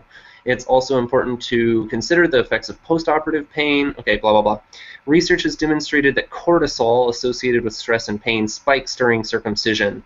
And people say, oh, the baby won't remember the pain, but the body remembers the pain. And they did this experiment where they put the baby in an MRI during the procedure and they found a baseline normal status for the brain. And then they performed the procedure, and afterwards, like weeks later, they put the baby in the MRI, and the brain never returns to that baseline state because the flood of cortisol rewires the brain, and it specifically affects the parts of the brain associated with sensitivity and emotion.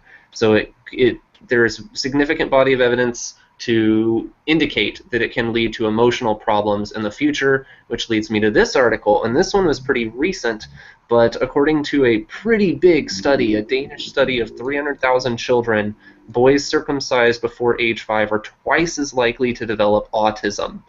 Wow. The study That's includes... That's the word I was looking for. Although autism is on the rise massively generally, and they don't know why, so autism, everything gets blamed for autism, so I think it would have to be... I'm not saying this isn't a thing, but it's... I have read somewhere, I don't know if you're going to cover it, that babies who've been circumcised react to vaccination pain much more severely than uncircumcised babies do, and I've heard of reports about that as well. Okay. I've just about covered... They've also increased the areas of what constitutes as autism, and they used to misdiagnose a lot of cases that was not autism. So it could be a simple case of we're much more aware of this now, so we're seeing it more. Could be. Anyway, that's a discussion for another time. Okay. I have one last point, finally, and this is one... maybe I should have said this earlier, because this is one that I think a lot of men will pay attention to. Ironically, maybe I am a full-on MRA. Maybe I do believe that the world is gynocentric, but I do think that ironically a lot of men will pay more attention to the effects of female pleasure in regards to circumcision than their own pleasure, because they don't want to... This is my theory. But my theory is that men, even from feminist standards, men are shamed for seeming vulnerable. So if you're going to complain about your foreskin, or you're going to talk to men about how circumcision harms them, the default masculine response to this is, oh, well, I don't notice it. I can deal with it. I can man up for it. I'm not a sensitive weakling. I can. But if you're going to say, well, did you know that there's a significant chance that it's reducing your partner's sensitivity? I think a lot of eyebrows would get raised in response to this. And they did a... Oh, shoot. I thought it was right here. They did a survey. Now, I got to admit, the number of women surveyed was fairly low. Shoot, I've pulled up so many tabs now.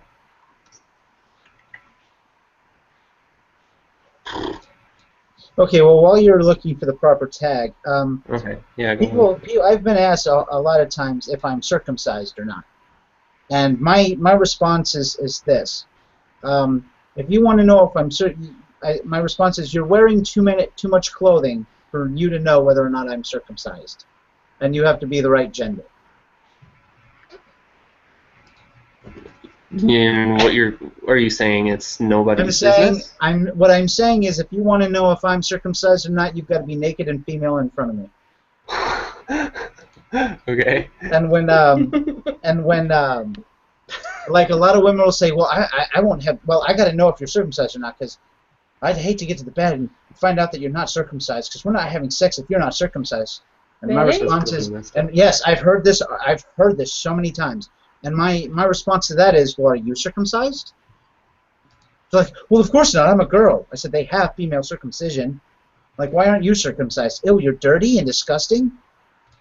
Right. Like, well, no, because it's cleaner for a boy, but girls are self-cleaning. We don't have to wash. I'm like, what do you mean you don't have to wash? I could say the same thing about my skin, because I've got bacteria that fights other bacteria.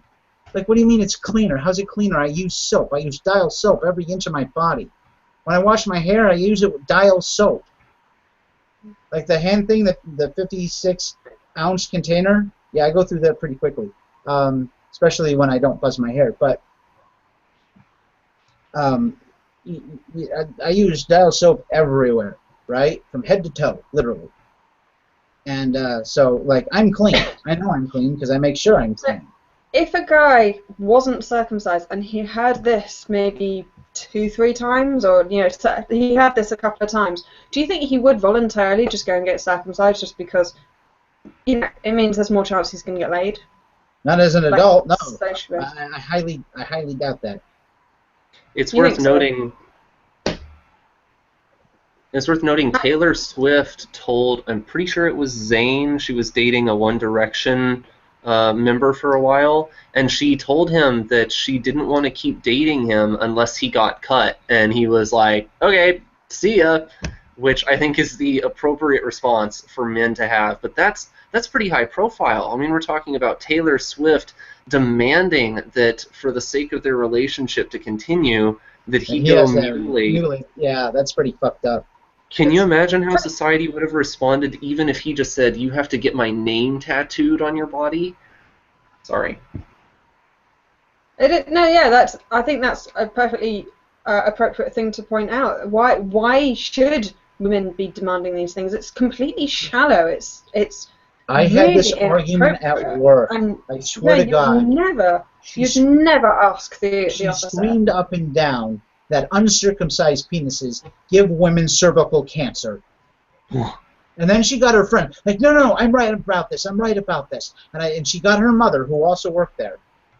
And she says, doesn't it give women, uncircumcised penis give women cervical cancer? Like, oh yeah, blah blah blah. And they're both, shouting at me. And I'm like, excuse me, but I've been on the American Cancer Society page. When it talks about preventing cervical cancer, nowhere on their list does it say make sure he isn't circumcised, or that circumcision is in any way relevant to it. You can get what causes cervical cancer is HPV, right? And this will attach itself to the penis, right? Circumcised or not, right? And then if he has sex with the woman can then get affected by that virus and cause cervical cancer. For gay men, it can also give throat cancer, and to men who do cunnilingus on women can give them throat cancer as well. I found my last link, and Okay. I'm ready to discuss it. This is on the female pleasure with cut and uncut men, and I think this, unfortunately, I gotta be honest, they only got 139 surveys returned, so this is a very small sample size, and you gotta know that going in. But this is a pretty specific question, and I don't think people are asking this question very much. If people even discuss circumcision and whether it causes harm, they're probably going to be asking about the male cut man's experience. So, when women who preferred vaginal orgasms were compared with those who preferred oral and manual stimulation, those who preferred vaginal orgasm rated uncut, unaltered men higher, and they had more positive postcoital feelings.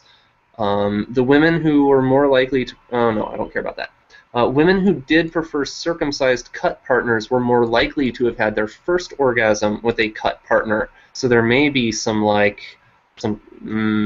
tradition bias here or something.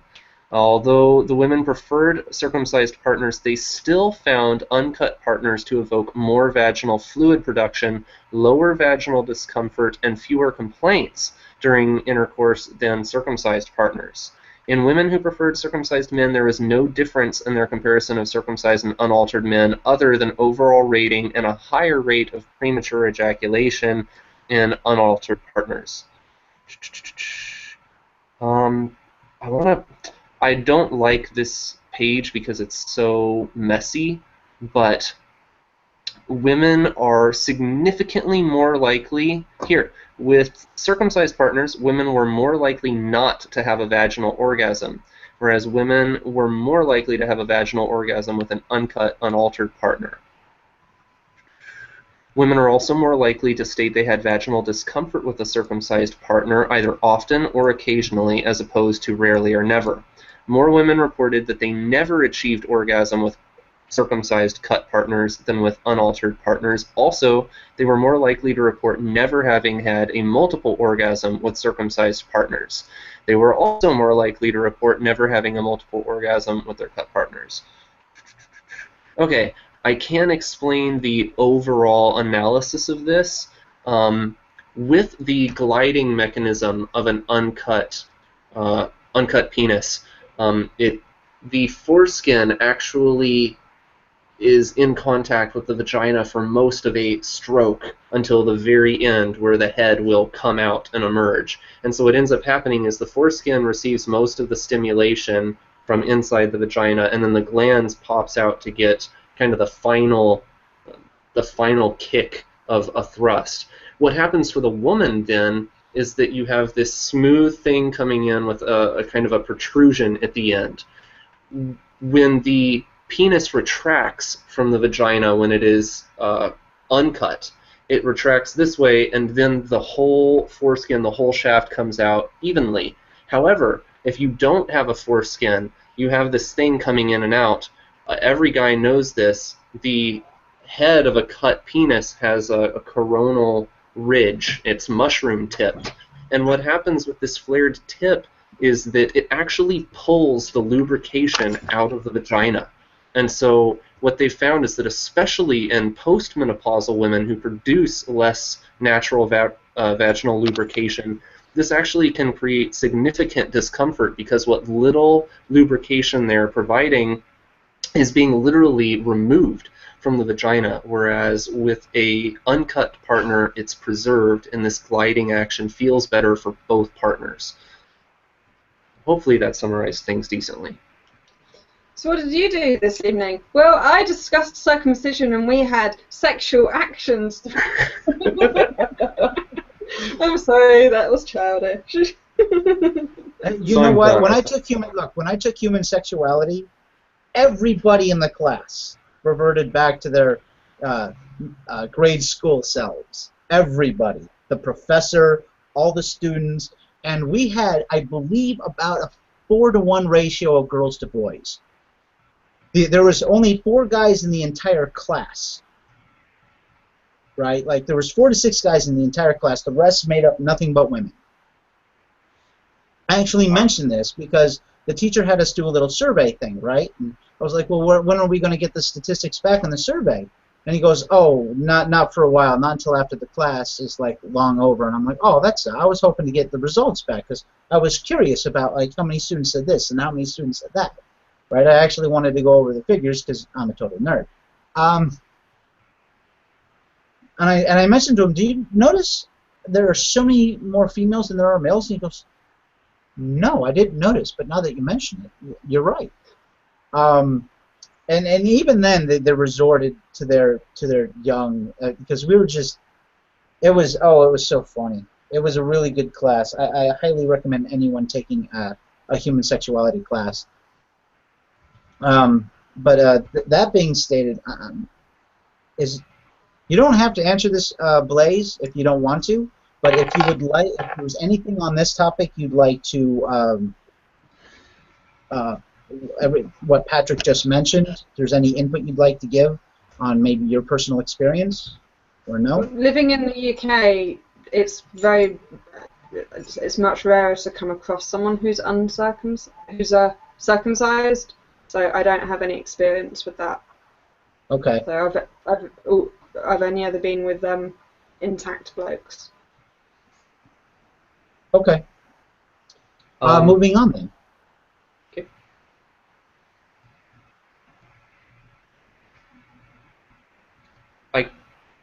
Whose turn is it? It would be Blaise's turn. Right. Well, Tom, do you want to go first? Because I think yours is going to be much more in depth and interesting. And I think between us all, a lot of what I would say we've kind of covered, and I'll probably just do a summary of it. No, I would prefer you to go first because whatever you guys don't say, I'm going to wrap up after I'm done with the. I'm going to wrap up or wrap in to my segment. Well, shoot. If we're going to do it that way, then I feel bad. I'm monopolizing here, but I really want to share this, and I'm worried if people, if we go off the topic, maybe people will disconnect here. I think that actually giving real help to people is a bit more important than me just chapping on about stuff. Okay. So. That is one thing. That is why I want to discuss circumcision, and I know a lot of A lot of my engagements with Twitter feminists are like, oh my gosh, yeah, poor white men, they're so oppressed because of circumcision. Ooh, the irony, I guess, is lost on them that shaming men for being sensitive is like the definition of toxic masculinity. But even so, there's also the assumption that MRAs, they only whine, they never provide solutions, they're not doing anything, and they only criticize feminism, they never help. Well, at least on this topic, and like you said, Karn, they show you the video of FGM happening in Africa, and what can you do? Well, on this issue, there is something that men can do if they have been circumcised. Most men don't know it. Most men are too, I think, embarrassed to talk about it, but there's no need for it. There is this website, and actually, I shouldn't screen share yet. Yeah, this is definitely important. This is probably the most important thing to probably discuss. This is not, it's not quite graphic, but it's close. And this is kind of silly. It's very silly. You guys are going to have to be more mature than the average 12-year-old. Hell no. I can't make any promises, I'm sorry. Okay, basically what I'm going to show you is a sock.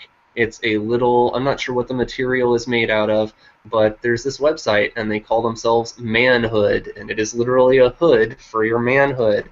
And here you go. They're these little socks, and it's got a Velcro strap here, and let's see if they have a picture of it being opened. I'm not sure if they do. Is this supposed to be during sex or regular wear? No, this is a regular wear. It's like a hygiene thing. So it's like a penis warmer. Yeah, almost. You open it where that Velcro flap is, and it's shoot. I'm afraid. Yeah, you stick your penis in, and then you. Yeah, and then you fasten it. I think it's pretty self-explanatory. It's not that hard of a concept to understand.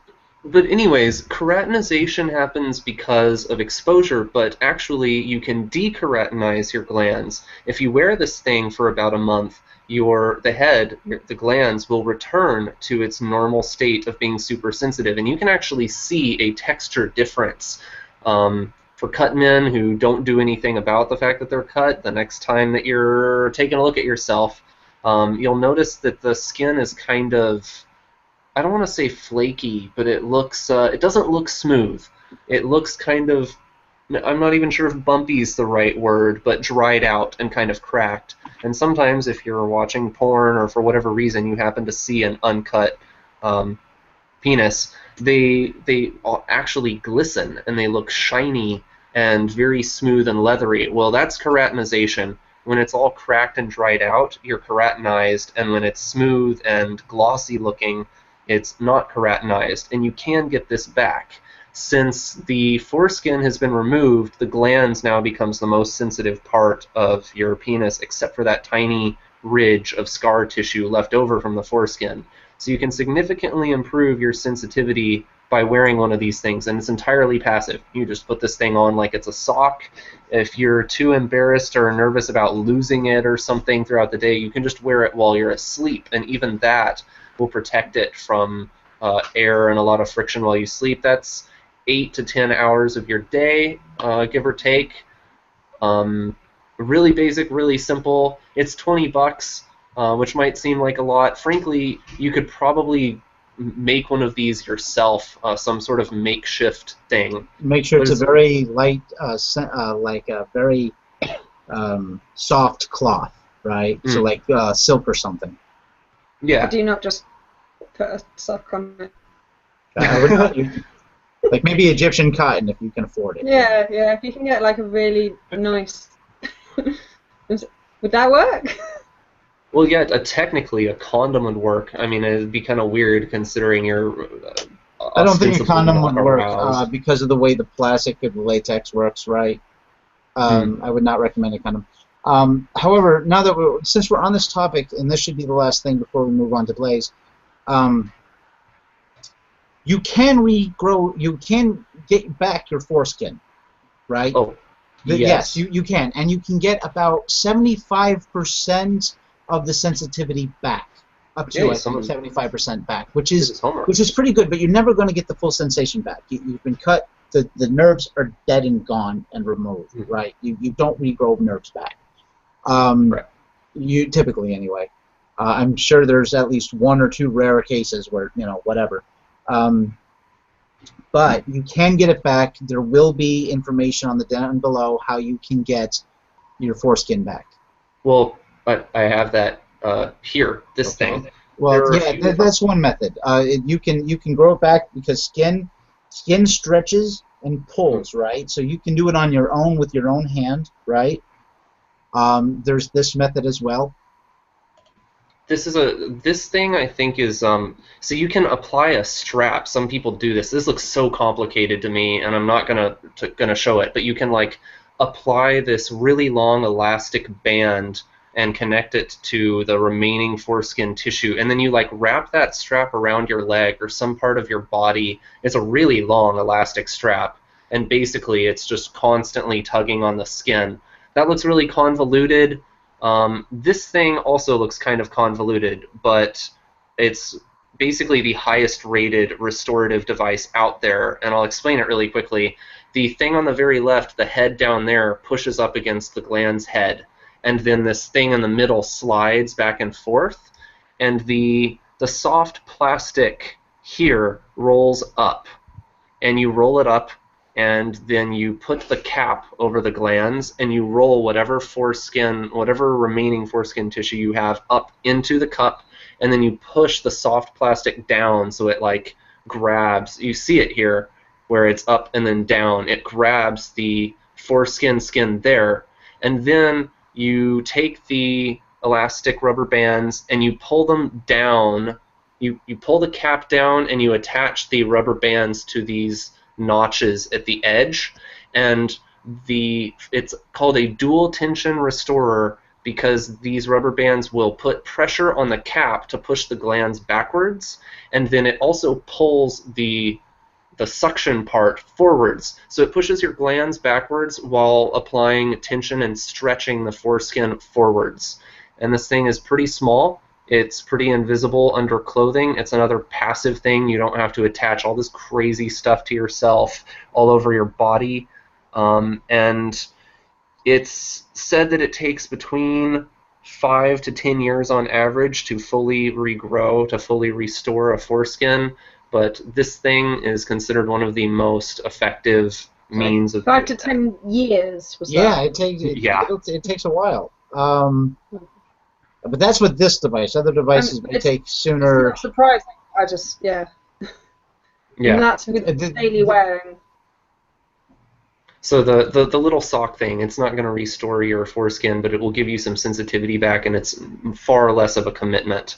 Within a week to 2 weeks, you should see results. If you're hardcore, if you're pretty serious, you can go ahead and do this. But the benefits of this is that even though you won't get those nerves back, you will get the skin. You will get that gliding motion back. So this would be good for your female partners. All of those negative effects on female enjoyment of sex, you can fix those through restoration.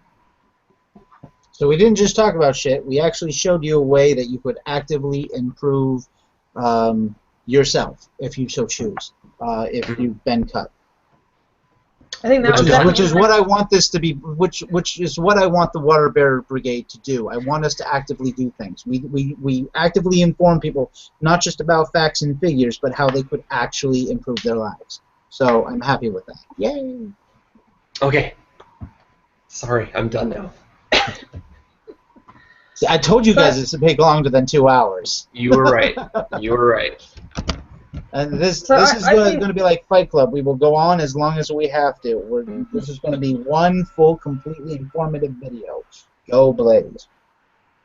I was rubbish. I didn't do any actual research. I was just going to talk about the subject. So I would say that this isn't a health thing. It's not the pros and cons of the health. And we've seen this throughout what you guys have been talking about, and I suspect we'll see this much more with the female genital mutilation. It is about culture. It's about society. It's about the acceptance. It's about not just the acceptance of it, but the pressure, the social pressure to get it done. So right from the very beginning, the fact that this newborn, you've gone through the birth, you're tired, you're both tired, you're both really elated, you've got a healthy baby boy, hopefully, and then the doctor comes on and goes, oh, we'll take them away and we'll be back in 10 minutes. And it's just like, well, the authority is saying that this is a good thing, that they want to do it. Society is telling me it's good to do. All my friends have done it. If the child doesn't get done, women aren't going to want to sleep with him because they're going to demand that he's going to be circumcised. It's like when you start deconstructing this one decision, if the parents are even allowed to have the decision in that moment, if you haven't thought about it before, and you're definitely going to, stand in your ground and say, no, we're not going to have it done. Think about the pressures and all the things that other people are going to put on you. And I would say that having all this medical stuff is going to be, it's important because it lays the foundations, it gives reasoning, it brings, some logic to it. But actually, unless you're going to address this culturally, unless we're going to start condemning this, unless it's going to start to normalize it, as we saw earlier, up to 90% of boys were done. Only 10% it would be unheard of for most women to come across this guy who's got this streaky bit. What the hell do you do with that? This foreskin. So the cultural pressures, the cultural things, and I think this is the key thing. So one of the things I would actually suggest would significantly reduce it is to not allow them to do it before the baby is a week old.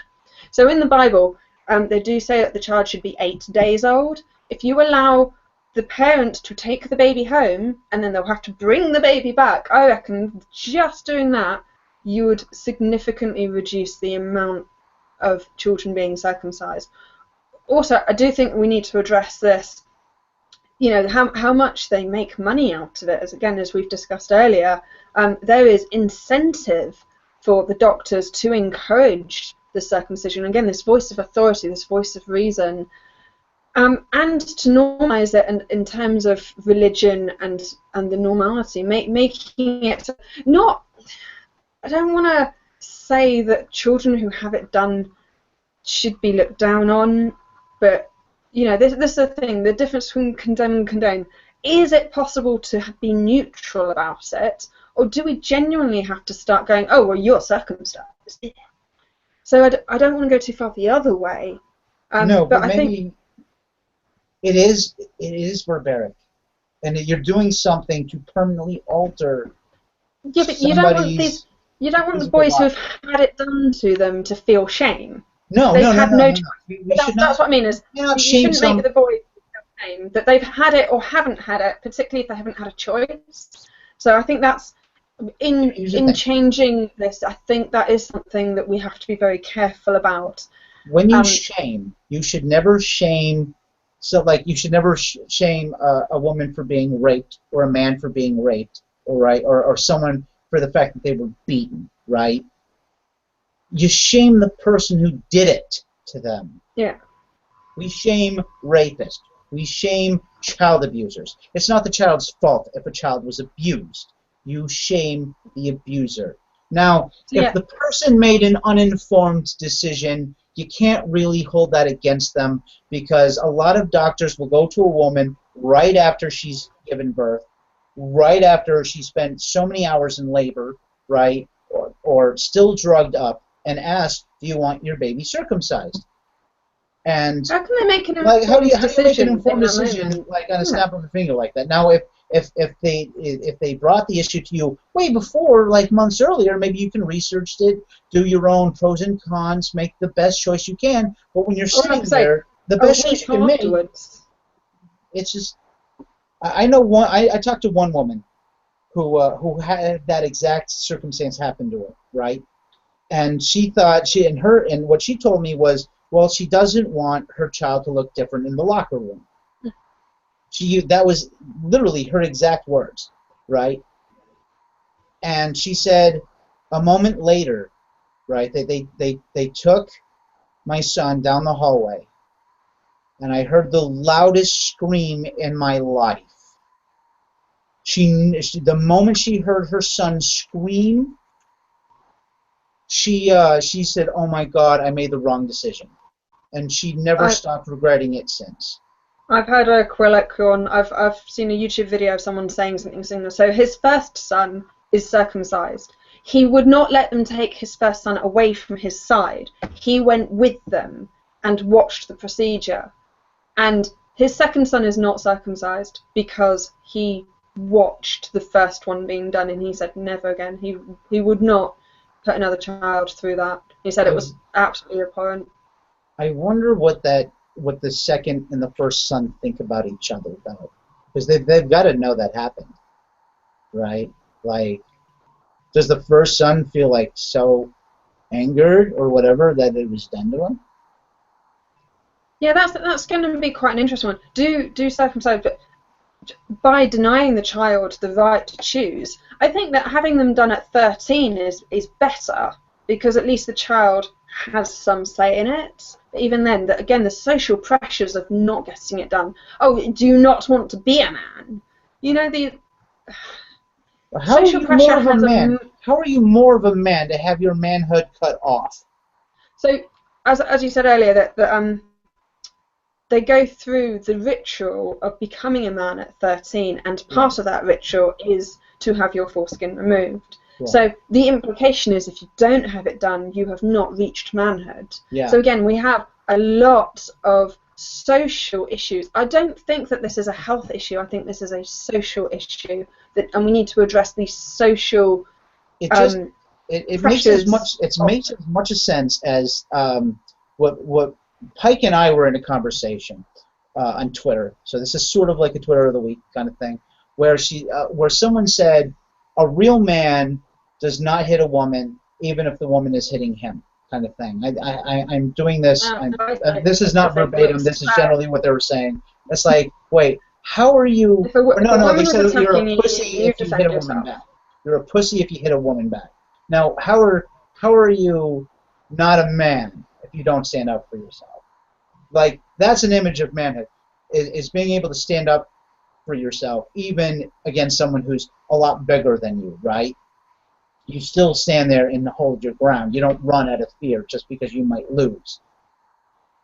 Now, standing up for yourself, right, doesn't matter who you're standing up against, if it's a man or a woman, as far as I'm concerned. So you're not a pussy if a woman is swinging a fucking frying pan at your head or lunging every item in the house or apartment at your head, right? If you have to hit her to get her to stop, then hit her to get her to stop, right? That, to me, there's nothing wrong with that. But a lot of women will, I've heard a lot of women, but we're weaker, you're stronger, so it's not right for you to hit us. I'm like, that is such a load of bullshit. I'm sorry, go on. So that was basically my point. I think something that we've had a recurring theme here is, yeah, it's not about medical procedures. It's about the cultural implications. And yeah, as you said earlier, we should be holding the doctors to account, particularly ones who pressurize people to do these procedures. I think that is completely wrong. I totally agree. A quick comment. Karn was discussing, in relation to our very first opening statements, our tweets of the week, and whether our mothers would be ashamed of our anti-feminism. I went home to visit my family for Christmas and discussed, on the car ride from the airport, discussed to my parents my changing politics and where I was at in regards to feminism, because they're both very conservative. They love Rush Limbaugh, so I was hearing feminazi when I was a young kid, even long before I actually became a feminist myself. So they're not particularly opposed to me being anti-feminist, but just in my list of explaining to them that I think it's unfair to say that women have all of these oppressions and that men are privileged, I mentioned circumcision. And that was the only moment in which there was any awkwardness or pushback from them on what I was talking about, because they circumcised me. And I don't think it had ever occurred. I just kind of said it matter-of-factly. I wasn't even thinking in terms of that.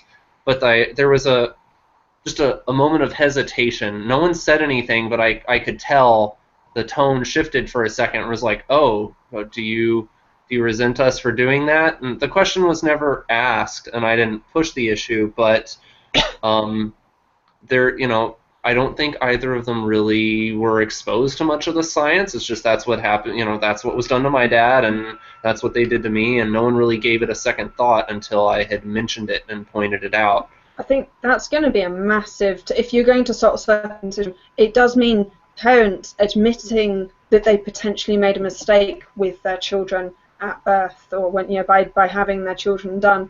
And that is a huge mountain to climb. That's something that's going to be really hard to get around.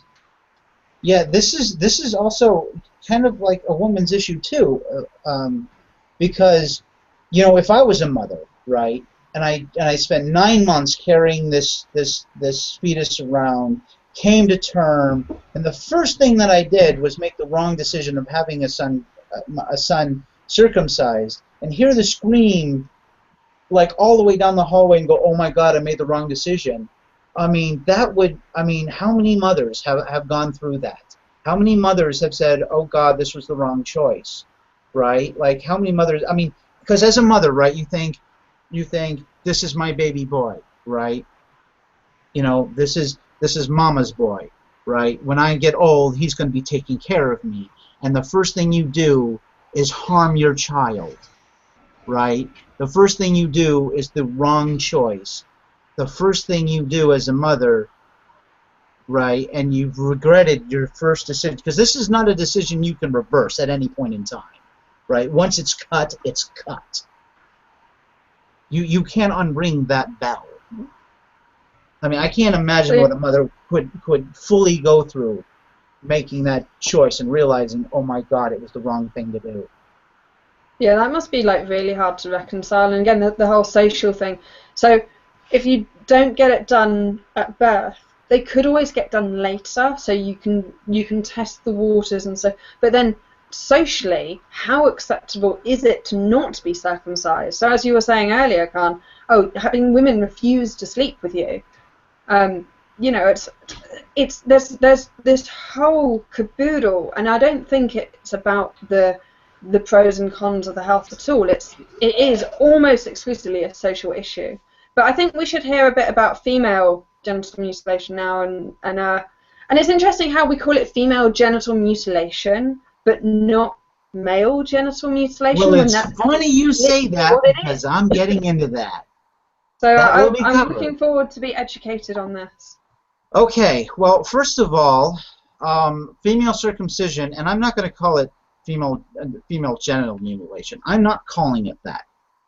I'm calling it circumcision because it is, in fact, circumcision. Now, you can argue whether circumcision is genital mutilation or not, but I'm not going to call it male circumcision and then later call it something different for women because it's the same shit. Now, one of the tweets I got from someone was saying that she said, oh, you're 100% wrong on female circumcision. It's like if you cut off the whole penis. And it's like, no, it's not like that at all. It's really not, because if you cut off the penis, there's now no way to get the sperm to your partner's egg, right? You can still give birth if you're female and circumcised. If you cut off a man's penis or his testicles, he's not going to be able to impregnate his wife or girlfriend or whomever, right? A woman can still have sex after she's been circumcised. You cut off a man's penis, he can't be. And it's the feminist argument I keep hearing over and over again is that female circumcision is way worse. Well, you know what? No, it's not. It's not way worse, and I'm going to get into those reasons. But before I can go into those reasons, the first thing we have to ask is, what is female circumcision, right? I have heard a rumor. I don't know if you're going to address it later. Okay. That certain female circumcision actually increases, like it compensates. I don't know if that's true or not, and I don't know if you're covering. Compensates for what? What do you mean? So if you cut off the clit, apparently it's more easier for them to get a vaginal orgasm, is a rumor that I heard. That sounds like just a rumor, because out of all the research I've gone through, and I have gone through a lot, I have not heard that at all. Okay. I really need a comfort break, though, so I'm going to mute my mic and go to the loo. Okay. Okay, so I'm still here. there's 4 different types, right? With type 1, there's type 1A and type 1B. With type 2, there's type 2A, type 2B, and type 2C, right? With type 3, there's type 3A and type 3B, and with type 4, it's just type 4. So partial or total removal of the clitoris and or the prepuce, the clitoraldectomy. When it is important to distinguish between major variations of type 1 mutilation, the following subdivisions are proposed. Type 1A, removal of the clitoral hood or prepuce only. Type 1B, removal of clitoris and the prepuce entirely. Type 2 is partial or total removal of the clitoris and the labia minora without excision of the labia majora. When it is important to distinguish between the major variations, there's with type 2A, removal of, no, actually I'm going to screen share this.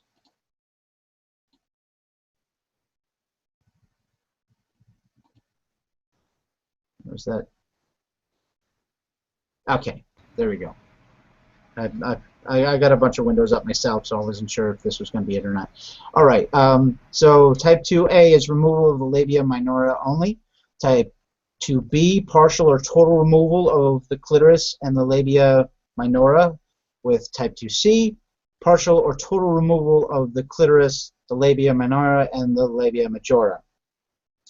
Type 3 is narrowing the vagina orifice with creation of a covering seal by cutting the oppositional, the labia minora and or the labia majora, with or without excision of the clitoris. This is known as infibulation. We will hear this word a lot. Infibulation. When it is important to distinguish between variations in infibulation, we have type 3A, removal and opposition of the labia minora. Type 3B, removal of the opposition of the labia majora. Type 4 is all other harmful procedures to the female genital for non-medical purposes. Examples are pricking, piercing, incision, and scraping the cauterization, right? So if you get your... I am a woman, and I feel like I needed a diagram for that. Oh, sure. This one you don't have a problem with the diagram. Well, it's because you're actually naming bits. Maybe not a photograph, but maybe like... I'm sure we get it. I will post a picture of the whole thing with the labeling of what's what in the down below. If we didn't do it for the males, I don't think we should do it for the females for the exact same reason. If you wish to, you can click on the down below. We didn't describe male parts. I think for some reason it didn't seem so complicated. Okay, well this isn't okay. So on the clit you have right. You have the clit and the clitoral head, right, which is also known as the prepuce, right. The whole thing is known as type 1. Type 1 is the partial removal of the clitoris and or the prepuce, right? Type 1 is 1, and type B is removal of the entire clitoris and the prepuce, right? So they just basically lop the whole thing off with that. With type 2, it's a partial or total of the clitoris and the labia, right? But the labia minora. So you have the inner and the outer, right? So if you're having problems understanding what the minor and the major is, the interesting thing here is that this is actually done by Western women, especially in America. You'll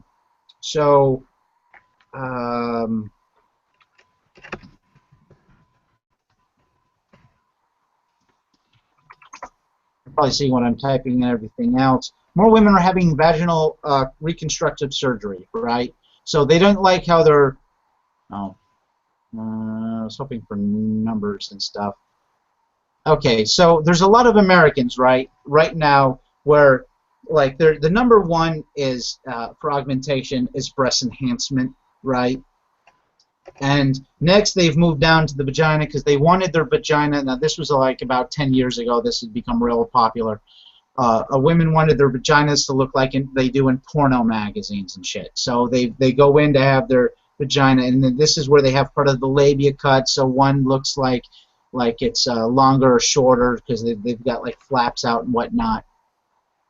And you can see this, and it's got all the everything else inside. No, maybe we should. So, can you guys hear this? Yeah. Okay. Yes, sir. Oh, hear it. Oh, the video. Did yeah. that? We had massive failure of video last time. Like, it didn't show properly when this was played back later.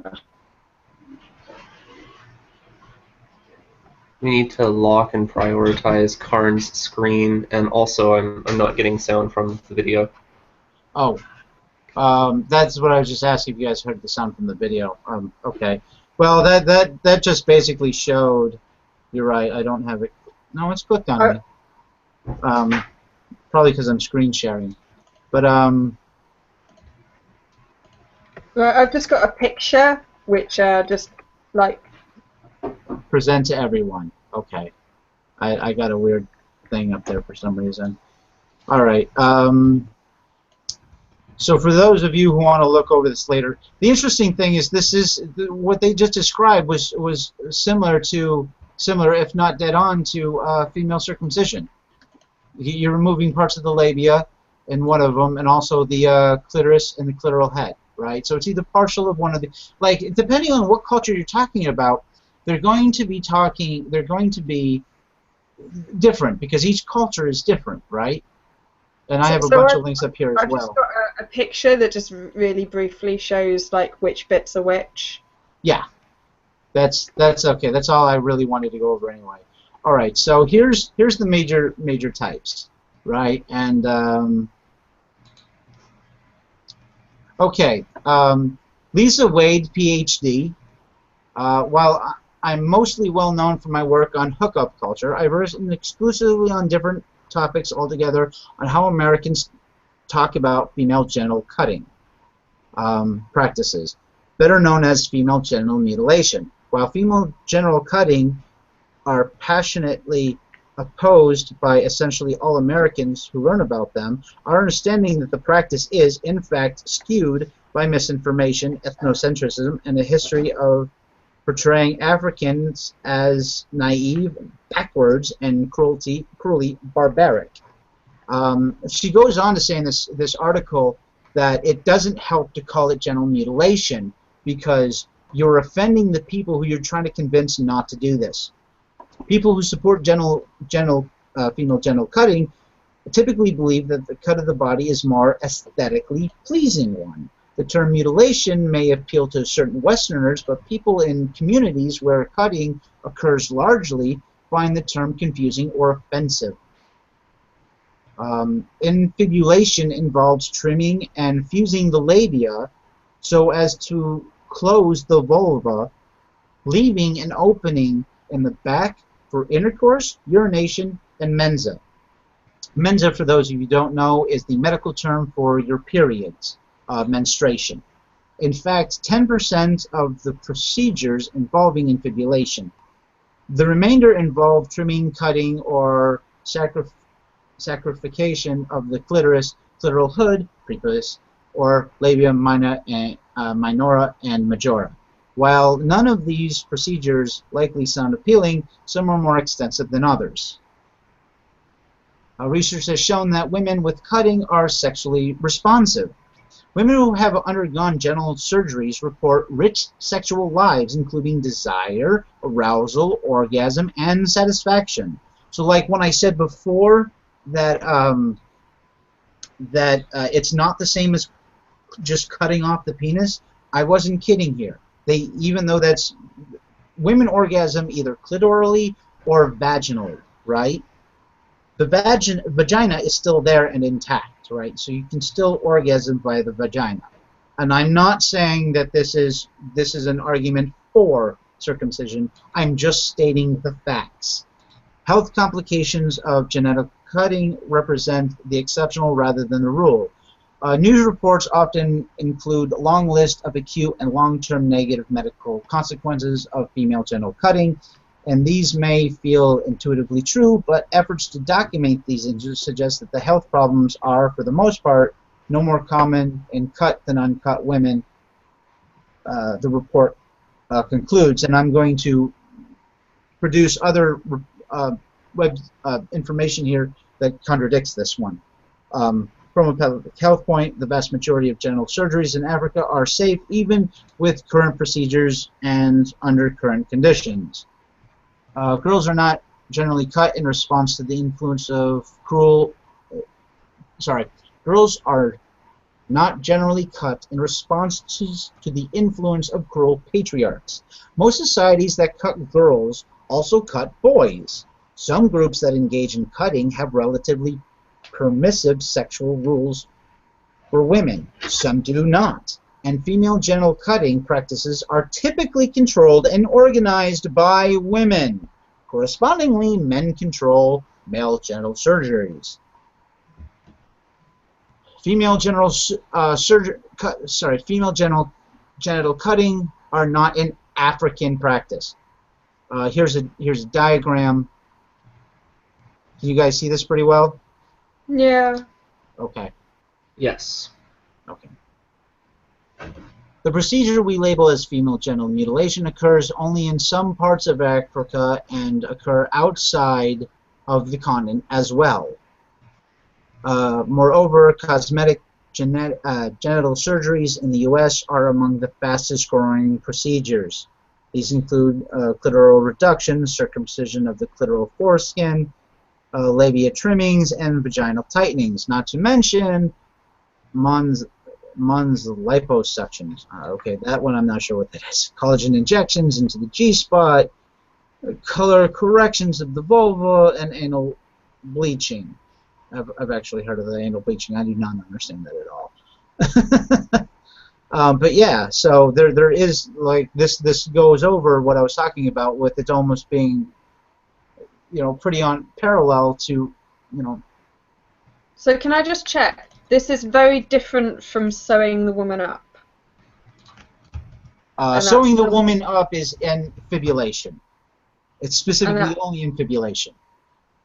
Okay, and that's very different from what we're discussing here. Well, like I said, that's part of circumcision. That's okay. Sorry. That's type 3. Okay. I thought you would be more up to date on this than I would, but I guess that was wrong. Oh yes, because I have a vagina, so clearly I've done my research. Well, no, I'm thinking because there's health class. The health class for women is a lot different than the health class for men. We get a very generic picture, right? Of the like I have no, like, even today I'm like, what the hell is the picture they were trying to show me? Because it made no sense. They only show the inside. They don't show you the outside at all. And this is all outside stuff.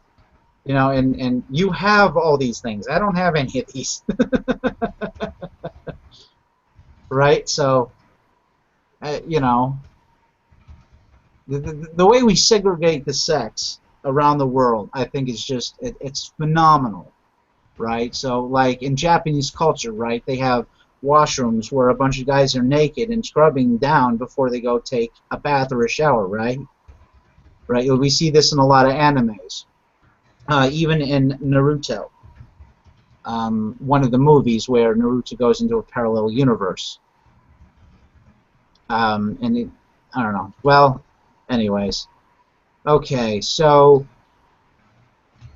now I think I showed this earlier. This again is from colorado.edu, sociology, and blah, blah, blah. This, again, is how you find an actual scientific paper on a college thing.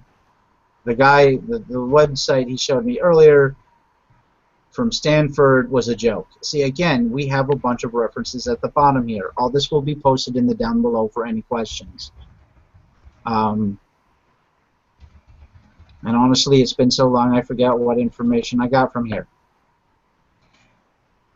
Okay, female circumcision, all right, right here. Female forms of genital mutilation. Female circumcision as a euphemism is actually a series of operations categorized as genital mutilation. Female circumcision as a procedure is the least mutilating of these operations. The most common procedures are simple circumcision, excision, and infibulation. These operations are performed when girls are a few days old up to their late teens, but mostly commonly from 8 to 12 years of age, as I mentioned before, when puberty starts. Circumcision, a procedure analogous to that of males, consists of the removal of only the prepuce hood covering of the clitoris. It is a very most advocated by Islam authorities and is called Sunnah circumcision in Muslim countries. It is probable, however, that in many cases the clitoris does not escape damage. According to Askins, it is a delicate operation that requires surgical tools and good lighting. It is highly questionable that the old women who do the operations, mostly with a razor blade or knives, would be capable of performing such a delicate operation, which requires knowledge of anatomy. Excision is, in its simplest form, all or part of the clitoris is removed by cutting or burning, discombustion.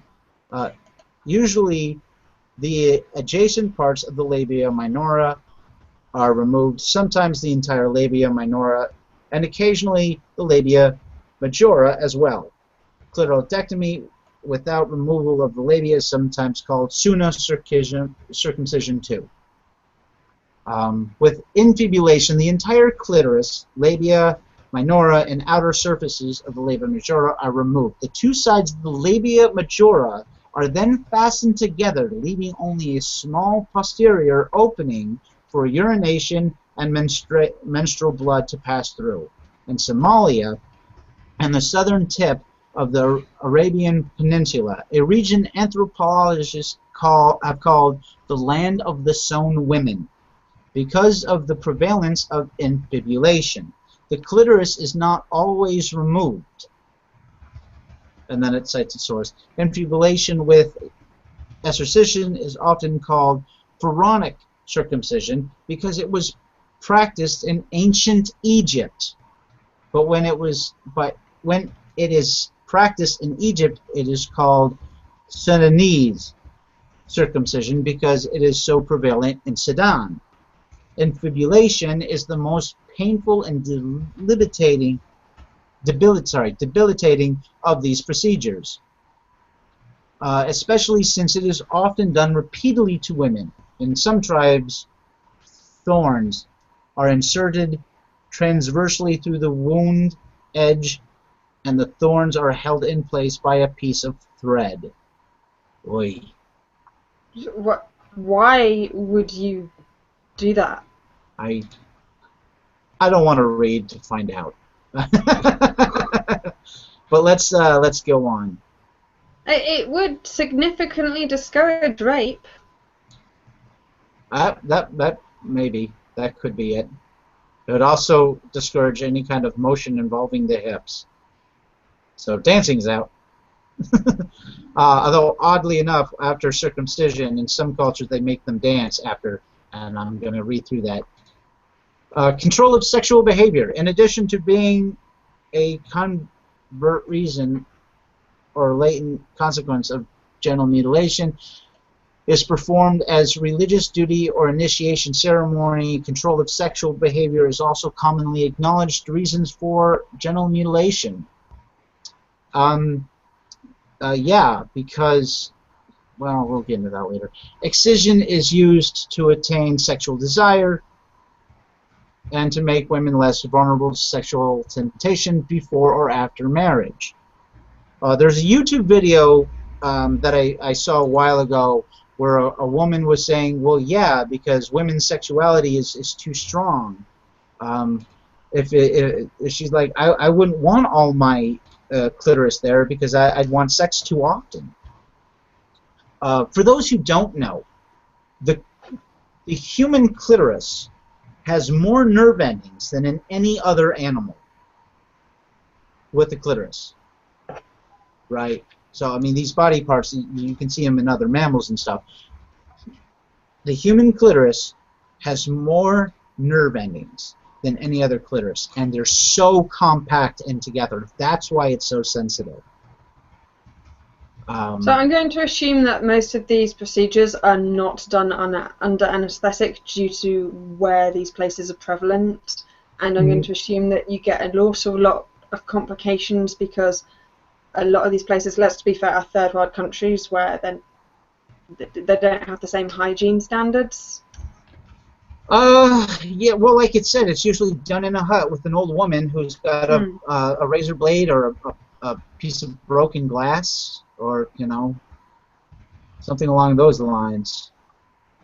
So I think when we look at the pros and cons, I think that's something that we should keep in mind, because it's, of course, if this was allowable in first world countries, it would be very different to being done just the same as I'm going to cover that they actually, the Muslims, right, who moved to the Netherlands made a deal, right? They came to an agreement with the medical community, right? So that the medical community was not willing to do any form of female circumcision at all, right? Because it was unethical, and they weren't willing to do it. So they came to an agreement that they would perform a circumcision, but the way they perform the circumcision is so that it's not damaging at all. It's just an aesthetic thing, and it doesn't harm the clitoris at all. It doesn't harm any of the body parts or the functionality in any way, shape, or form. And I'll get into that later. But right now, that must be quite hard for a surgeon, for a doctor, because they've signed a thing saying I will do no harm. But by doing that, they could be causing more harm, because if these people are just going to take a razor blade or some glass to these girls... Well, no. The doctors are performing it in the country. It was illegal in the country, right? Yeah, but if they chose to not do it, and they said, look, we're not going to do it at all, the fact that they then chose to do it because the consequences of choosing not to do it professionally, because these women are going to have it done to them one way or another. Yeah. So it's better that the doctors be willing to do it. Yeah, it's the lesser of the two evils. Right. Again, I agree with you there. Recently had a conversation that challenged what I thought I knew about the controversial ritual known as female genital cutting, or more commonly female genital mutilation. Female genital cutting, as it is abbreviated, involved an elder of the community member slicing off all or part of a woman's clitoris and labia as part of a ceremony that is often conducted around the time the woman reaches puberty. Many international groups are concerned about female genital cutting, which is practiced extensively in parts of Africa and the Middle East, and is linked to infection, infertility, and childbirth complications. Now, like I said, this article contradicts the last one I read, where it said that there were none of these problems. But there was also how many have actually genuinely studied these, how much actual science is there? Believe me, I'll go into it. Right. Calling for its abolition as a matter of global health and human rights, but despite the decades-old movement against it, female genital cutting rates in some countries haven't budged.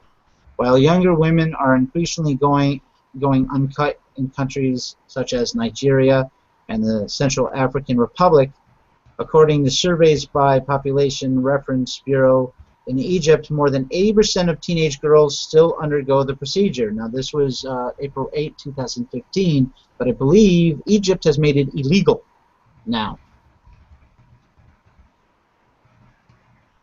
I know that Kenya has. For females, yes. In Kenya, they, well, I'll get to that in a minute. Okay, yeah. So here's this is one of my favorite sites, because there's this woman, right, where you see it. Do you see this highlighted? Yeah. Yeah. She is I think one of the foremost anthropologists on the subject, right? So there's this whole conversation. I really want to read it, but if I start reading it, I'm going to have to read the entire thing, right? And it's such a long conversation, and she goes about her experiences.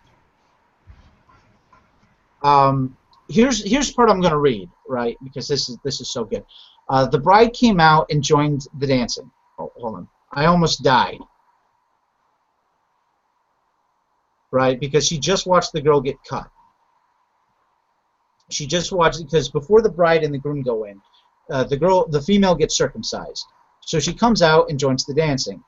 The anthropologist said, I almost died. I thought she must be on codeine, but she wasn't. She was joyful. I didn't understand the joy about this.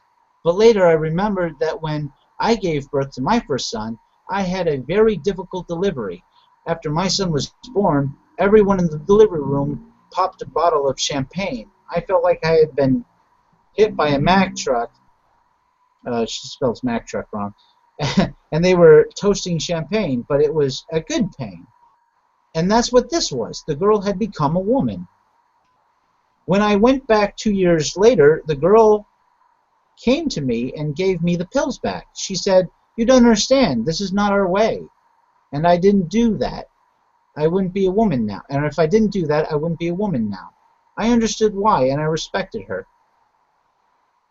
Kazan, I'm not sure who this guy is, but it's someone she's talking to. Yeah, so, wow, I guess the biggest question for me is, what do they see as the benefit? Are there any benefits?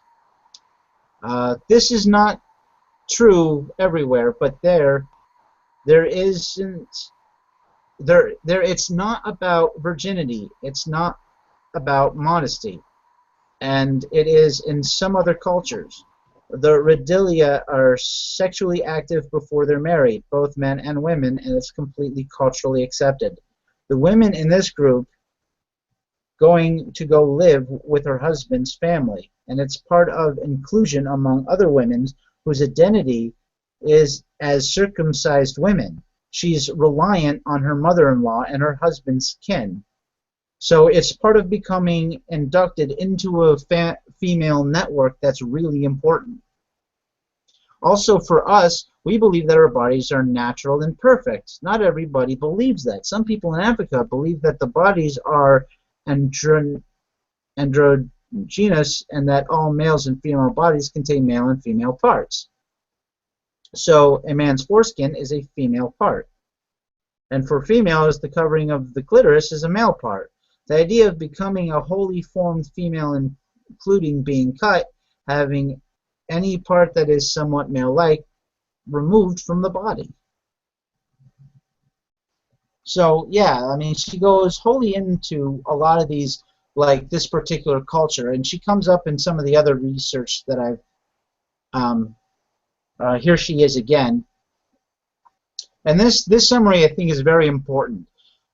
Throughout my career, I've been conducting mixed method biocultural research on maternal and child health in sub-Sahara Africa. My earlier research was focused on nutrition, immunity, and morbidity among nomadic children in Kenya. The health effects of settlement of former nomads. More recently, my research has focused on the study of female genital cutting. I have examined the cultural context and health consequences of female genital cutting among Redilia women in northern Kenya, as well as debates over medicalization of the practice. Through my work with WHO and UNICEF, I have examined the politics of the international campaign to end female genital cutting and the implications of adopting a health and human rights framework. I have recently been conducting mixed method research on the theoretical empirical dimensions of the dynamics of behavior change with respect to female genital cutting in Senegal and Gambia. This work examines the outcome of various strategies aimed at ending female genital cutting, such as legislation and various community-based interventions, and evaluates their correspondence with leading theories of behavior change. I have recently become involved in the International Research Consortium funded for 5 years by the UK Departments of International Development that will investigate factors influence decision-making regarding female genital cutting and intervention strategies in 6 African countries. And later I have like the conclusion to that. I'll get to that later. Let's see, I forget what this is. Yeah, get to that later. We don't need that anymore. Oh, yeah, that was the thing I looked for you earlier. All right, so I'm going to go back now.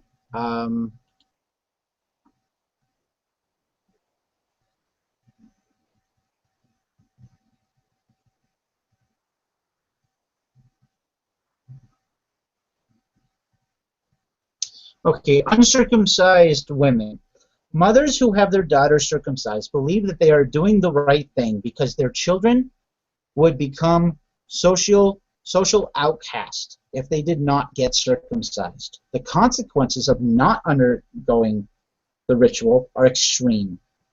Negative meanings attached to symbols are also learned through social interaction. An uncircumcised woman is labeled as unclean, impure, and unfit to marry, bear children, or attain respect in old age.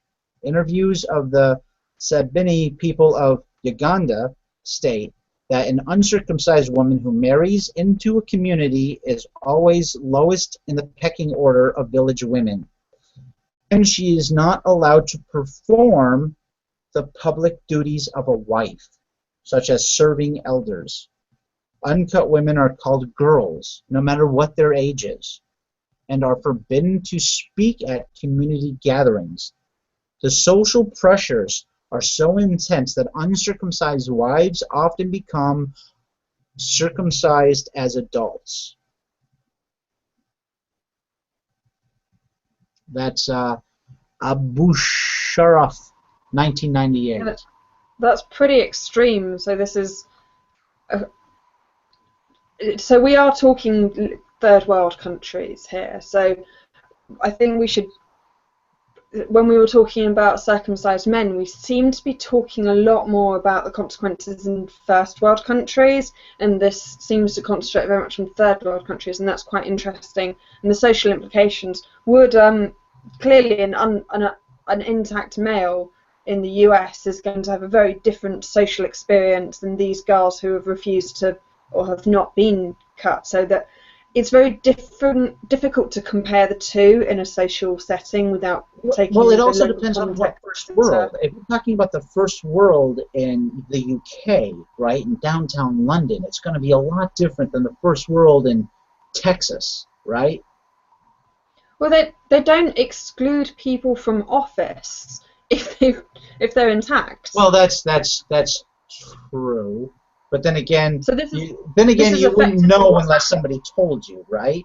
Like, now this. Well, I'm assuming. How do they know that whether these women are or not? They must have to check them in order for them to hold office. Well, you got to think the clothing there is a lot different, right? Nudity is not the same over there as it is over here. You're talking about, you and I both live in temperate zones, right? Africa's largely savannas, lots of deserts, lots of very high heat climates, right? Mm. And some of it I believe is tropical because they do have rainforests in Africa, right? Right. So I think my point, is just when we look at these things, you do have to take the context into a thing. And when we were looking at this earlier with men, it was a different context, and I just want to keep that in mind. Yeah. The context is very important. Yeah. So it's potentially the solution for both of these problems may be different because of these social contexts. So it might be that female genital mutilation needs to be addressed slightly differently, or might take longer to address in certain circles than others. Okay. Well, I want to get to the myths. here. It says 1. It is a Muslim practice. Now this is an actual myth. This one's actually correct. I've looked through this. The practice is in no way related to religion. Well, that's not entirely true. Though Muslims do carry it out. Well, that is true. Christians do as well. However, there is nothing in the Quran or Bible which allows the mutilation of women, and the origins of the female genital mutilation are actually linked to pharaonic heritage and black tribal rituals. Now, for those who don't know, female circumcision was actually performed in America up into the last century, right, into the beginning of the last century. It was made illegal all over the United States. But not male circumcision. Nope, not male. That's not male circumcision. Interesting that they purposefully did just. I wonder what their reasoning for that at the time was.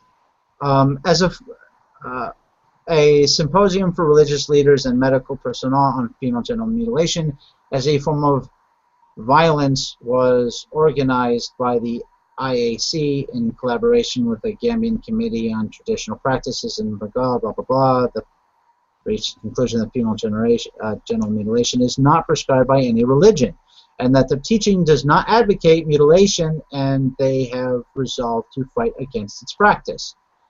As we speak at Egyptian conference, the Minister of Health, Dr. Adel Adalwe, I hope I'm pronouncing that right, has just said there are no religious justifications for female genital mutilations. According to Amnesty International, Ireland End of Female Genital Mutilation Europe campaign, although it is predominantly among Muslims, female genital mutilation also occurs among Christian animists and Jews. 2. It is illegal. The practice was actually outlawed by Egyptian law in 2008, and religious authorities have issued fatwas and declarations against it since 2006. Right? Now, there is one verse in the Quran that said if a woman is circumcised, it is an honorable thing. It never tells you to get circumcised. It just says that it's an honorable practice. Right? So whether you agree with circumcision or not, nowhere in the Quran does it actually tell you to circumcise your girls. But if it's honourable, it kind of implies that to not have it done is dishonourable, perhaps. No, that's actually a fallacy. It actually doesn't. It is a bit of a fallacy, but you can see how why if you want your girl to be honoured, why wouldn't you do it? Well, because there's other ways to be honourable, right? That don't require the circumcision. And initially, the infibulation, right? That was to prevent so that you would know that a girl's a virgin on her wedding day, which, in whether you're talking Judaism, Christianity, and Islam, and all three of these Abrahamic religions, right, these main sects, virginity was a woman's power, right? That was her value. You know, because she's a virgin, that when she has your son, it's actually your son. Right? There's also a number of other major benefits to marrying a virgin. There's I think it's 94 or 95% virgins women who marry as virgins are 94 to 95% less likely to cheat on you than had she not been a virgin. I have also had the other way, is the more partners they've had, the more likely they are to be promiscuous. One of those poll alt-writer accounts, one of the bigger ones, sent me a fairly thorough study showing that this really perturbed me, or it was very eye-opening, that women who have multiple partners, their first child is actually affected by the DNA of their first sexual partner, even if that first sexual partner is not the one who got them pregnant. That's that some of the some of the basically the pre-cum can get into the womb and leave kind of like genetic traces that will affect things like eye color and size of the body. And so then a later male partner who actually gets her pregnant, you end up with like a genetic kind of cross between the two male DNAs in there. I'm just paraphrasing, and it's a pretty huge claim, but I thought that was an interesting scientific biological argument for chastity or for more Puritan sexual practices. That sounds really weird. I think I would have to look that up. Yeah, I definitely would encourage people to do that. Don't just, I'm paraphrasing a very complex topic that I don't understand too well, but I thought it was interesting, eyebrow raising. Mm-hmm. I mean, if that's true, then that does raise some really interesting questions about like when you marry a virgin or not. I really hope that's not true, because, well, my husband wasn't my first. Well, I want to move on to the male role, because the number one thing I hear from largely feminists are that it's the patriarchy and women are doing this, or men are doing this to women to control them and to blah, blah, blah. Men are emphatically not involved in female circumcision, according to all informants. They're not physically involved. They're not physically involved, but you could potentially claim that they create a patriarchal society and the social pressures. And the second sentence is, fathers are not aware of whether daughters have had circumcision.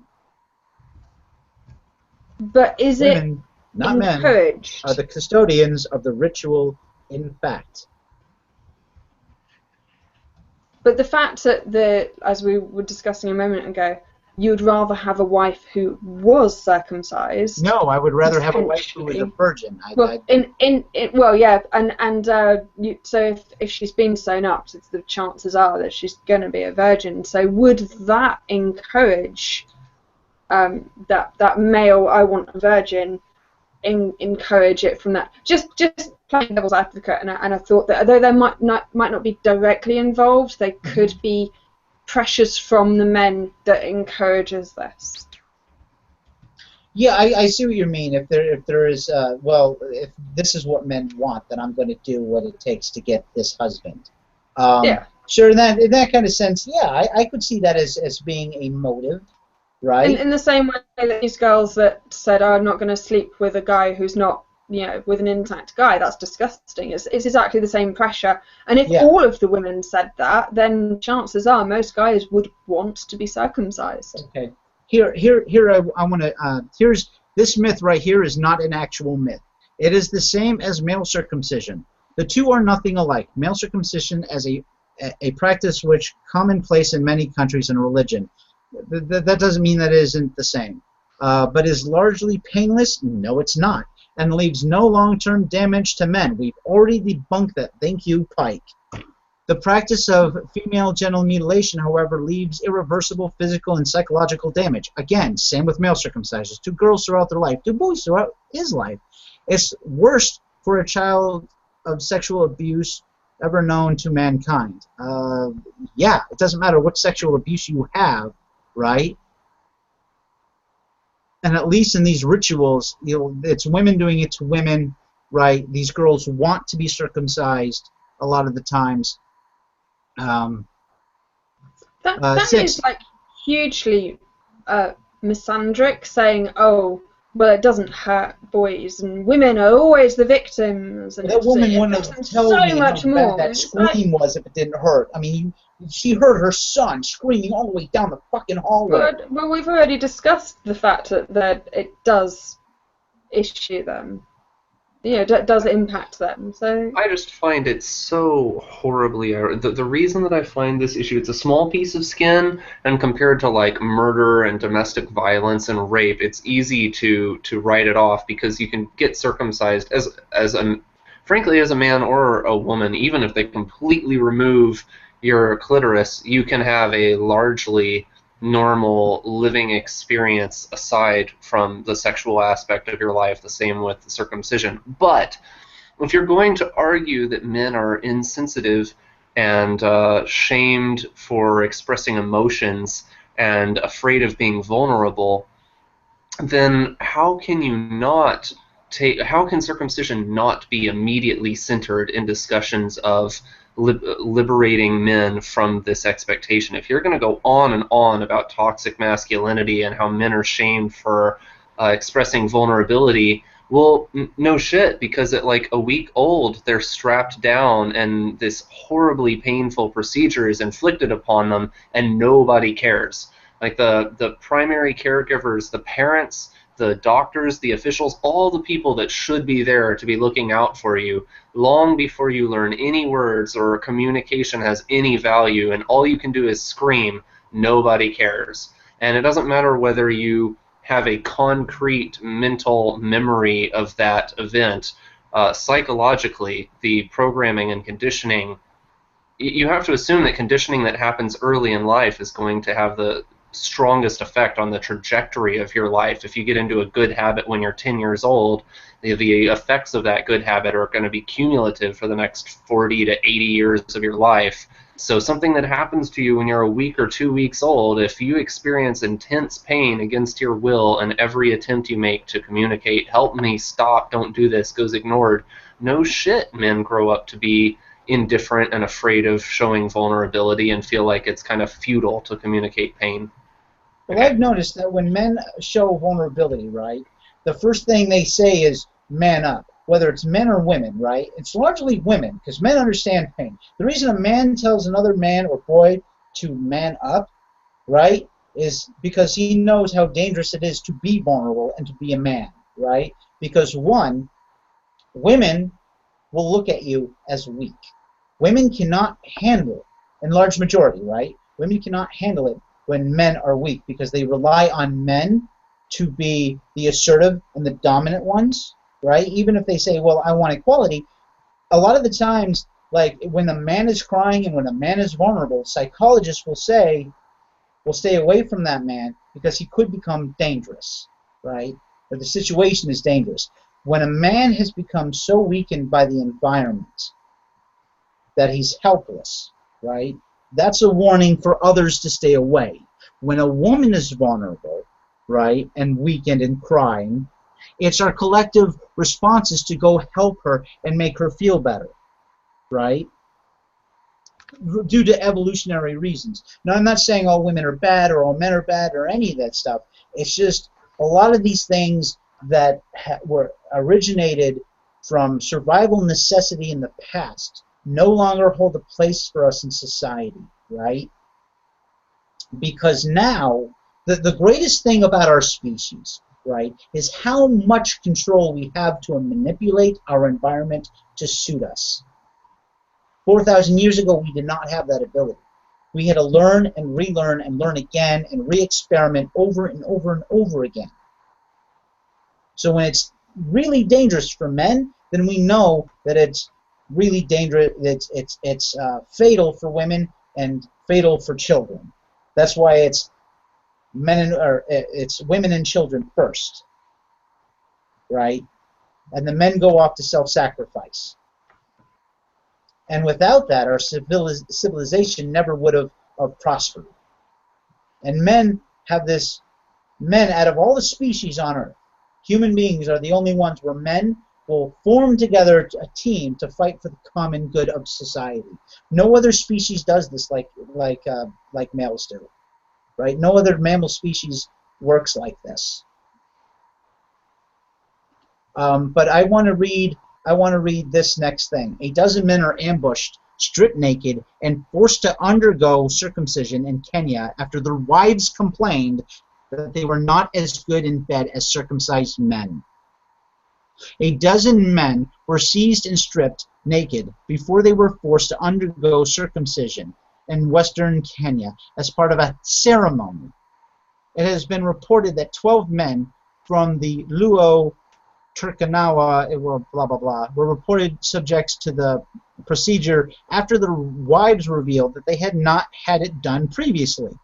A number of women in the town of something Bridge in West Kenya where the incident took place, said that they were pleased that men went through the procedure because it made them cleaner and performed better in bed.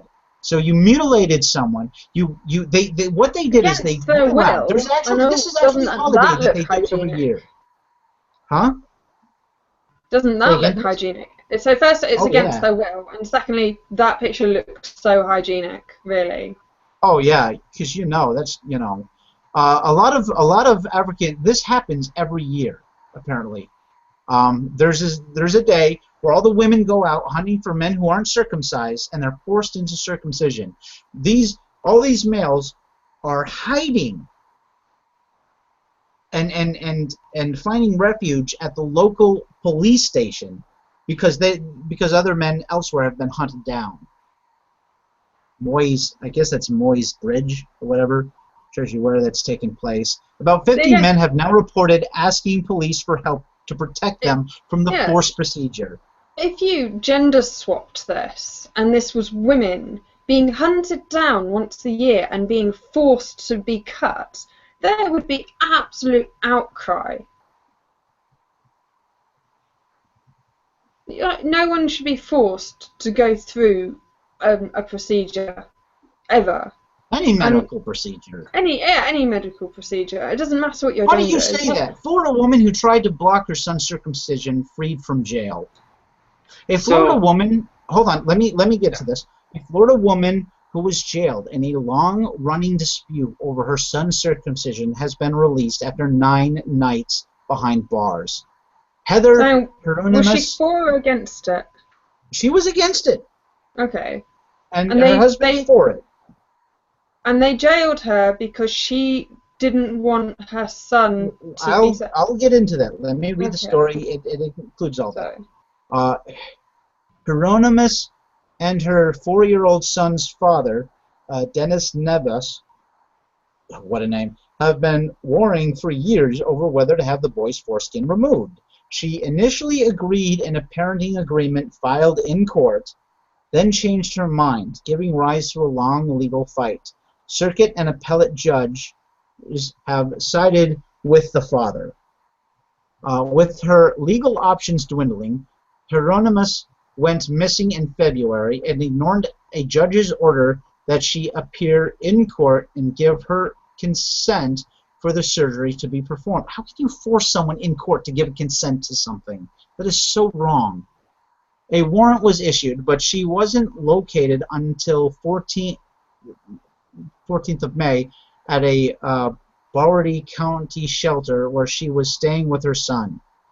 Brought before Judge Jeffrey Gillen on Friday, Hieronymus again declined to sign a consent form for the surgery. How can you force someone to sign something? That's ridiculously stupid. That is ridiculous. And was advised she would remain jailed indefinitely after the hearing recessed, and she reconsidered. She reluctantly agreed to sign, sobbing as she put pen to paper.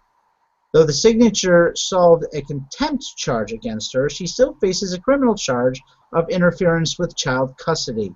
Lawyers for both the mother and the father have declined to comment, citing ongoing gag orders in the case. Oh, I would go right through that fucking gag order. But then again, I never would have signed the paper at all. The parents had a 6-month relationship, but were never married. The father has called circumcision just the normal thing to do.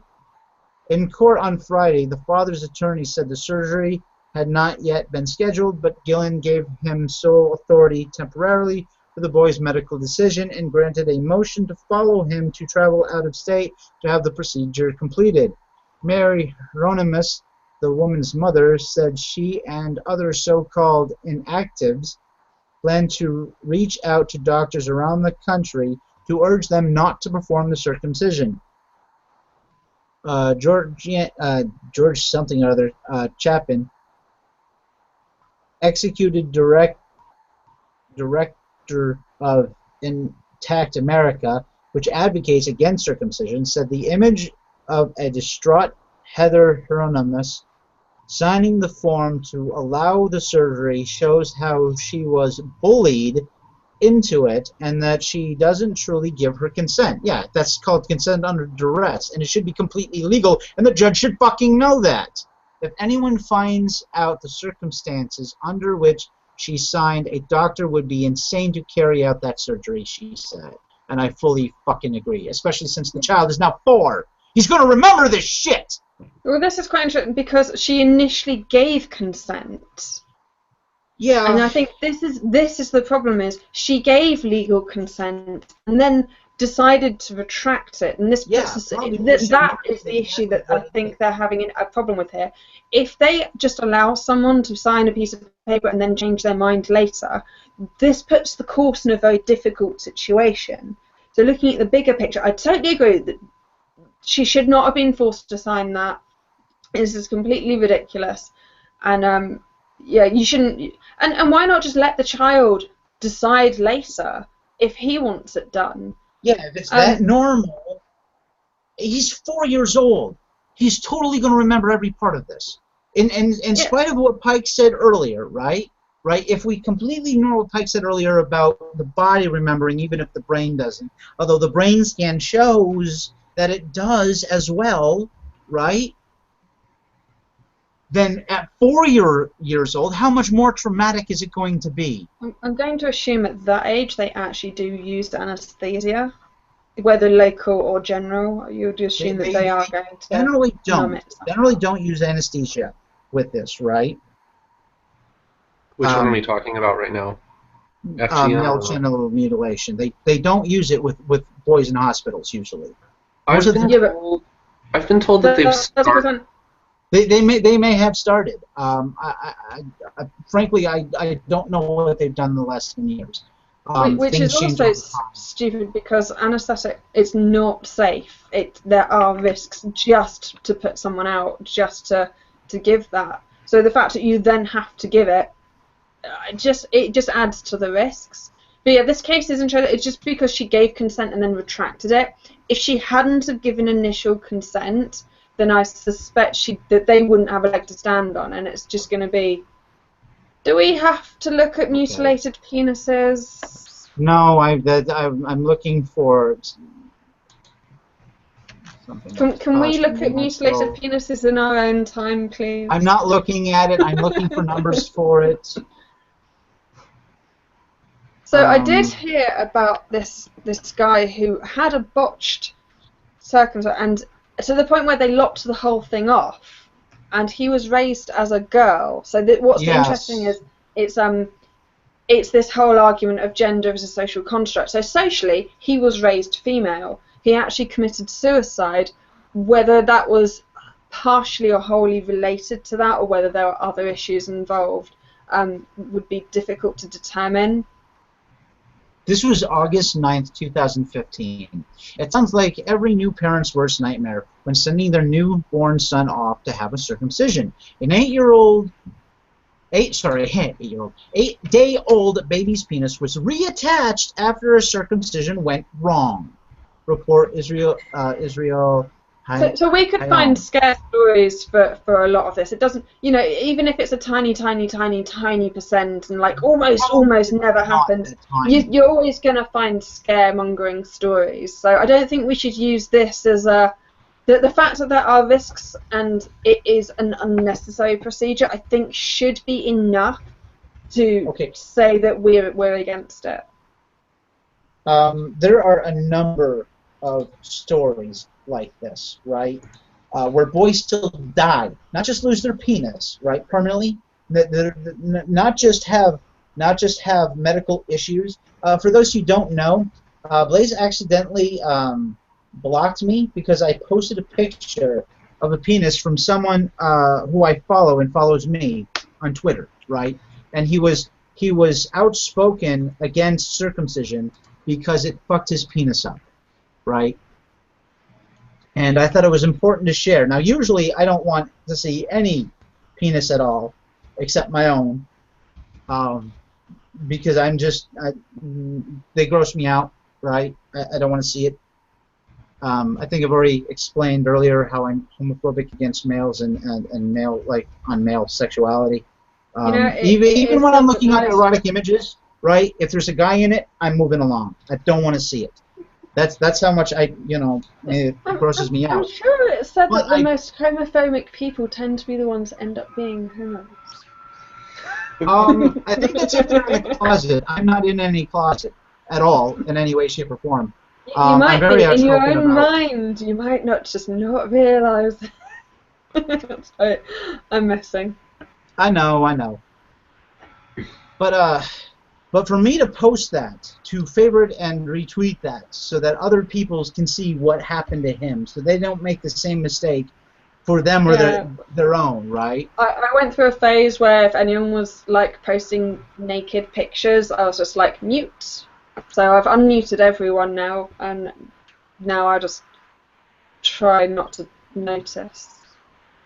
Right. But anyway, look, I implore people to go up. I implore people to go out and look up and research how many botched surgeries, even in America. I mean, that was in Israel, but still, that Israel has the highest population of doctors, or at least did at one point in time. That statistic may have changed. Things like that happen. There's a lot of medical doctors over there. They're experts. And forced to go through it then and there. They're probably struggling. I mean, the chances of that being botched are surely much higher. Oh yeah, and this is definitely. Absolutely appalling that this is allowed to go on, even if it's illegal. It's socially that anyone could think that this is okay. What does that actually say about their society? To be honest, what does it say about any human society? Right, that we're so the wives are so concerned with their own bodies that hey, these husbands need to be circumcised because there's something wrong with their penis. They're and it's going to increase the woman's sexual pleasure, which, as we discussed earlier, probably is true. It's wrong. It's wrong on so many levels. So I'm sorry. I'm completely against all forms of circumcision, and I don't mind. I'm completely against any form of circumcision that's not done by the person's choice. I think it's something that post 18. I think it should be illegal until the age of 18, and then they must give consent for themselves. 18 or 16 with proof of doing research.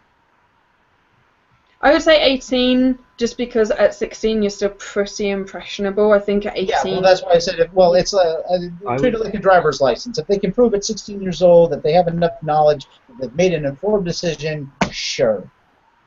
Or which if it's would be easier if we made discussing circumcision, both male and female, a mandatory part of sex ed education. Like what I said, the video I saw wasn't even in health class about female circumcision, right? It was in social studies class. It was called current events, right? Where they made us watch this fucking video, and it wasn't our current events. It was happening halfway around the world. Literally halfway around the world, on the other side of the globe. But definitely they covered the female circumcision, and they're like, female circumcision is so bad, it's horrible because these women are cut, and it's unsanitary. And the thing was that the big topic was, well, should we have it banned entirely, or what do we do for these women who are being circumcised? Do we then offer these communities that think it's okay? Do we offer them better medical supplies so it can be done safer, right? Well, I think that's so. You're going to talk about the doctors who have agreed to do it. They initially refused, but then they agreed to do it just because, well, like those men. Hold on. You know what? I'm going to look for that. I thought I had the tab up here, but I guess I don't. Because it is the lesser of two evils. I do think that we need to stamp it out. But I think actually, it's like abortion. It's like prostitution. If it's going to happen anyway, make it as safe as you can in the meantime, and then hope that in the future you can reduce it or address the issues behind it and reduce the amount that happens. Then, in this case, eventually stamp it out socially. Okay, well, because we've already gone on so long, I'm going to use Wikipedia. Yeah. There's just laws restricting regulations. I'm really hungry. Hungry tummy. Netherlands. When I.N. Percy Ali was a member of the London Parliament. She asked to be considered making circumcision for male children unlawful. Made like a son. No, okay, so that guy. This isn't going to help me at all. Okay, Netherlands agreed to perform female circumcision. So, maybe I can get the right just thing. as an aside, this is not super important, but have either or both of you seen the movie Maleficent with Angelina Jolie? Unfortunately, so. No, that's Yes, like that's like a Snow White thing, right? Or Sleeping Beauty or Yeah, something it's like that. the Sleeping Beauty prequel, kind of. It's making the bad guy a good guy, and it's ridiculous. But anyway, sorry, what's your point before I moan about it? So you know how, the rape metaphor scene, right? Like, the scene, she gets her wings cut off. So Maleficent is this, I forget what it is that she's described as. She's like a fairy or something, but she has these wings, and she's like the leader of her village, and she falls in love with this boy, but then the boy goes back to his civilization. He tries to become king, and he becomes power hungry and corrupt, and then he comes, like, the king says that he's dying, and he says he'll make whoever brings him the wings of this evil beast will become king. And so he goes back into town, and he drugs her, and while she's asleep, he cuts off her wings, and she wakes up and lets out this blood curdling I saw scream. that quite differently. So the king said, as proof that you have killed her, bring me her wings. And that's quite a big distinction. So what this boy did is he drugged her, and he was about to, he had the knife, and he went to stab her in the heart and kill her, and he couldn't do it. So he cut her wings off, saving her life, and took the wings. He maimed her to save her life. The alternative was to kill her. So I didn't see that as a rape scene at all. It was an act of compassion. Well, yeah. He gained. If he didn't do it, someone else was going to kill her.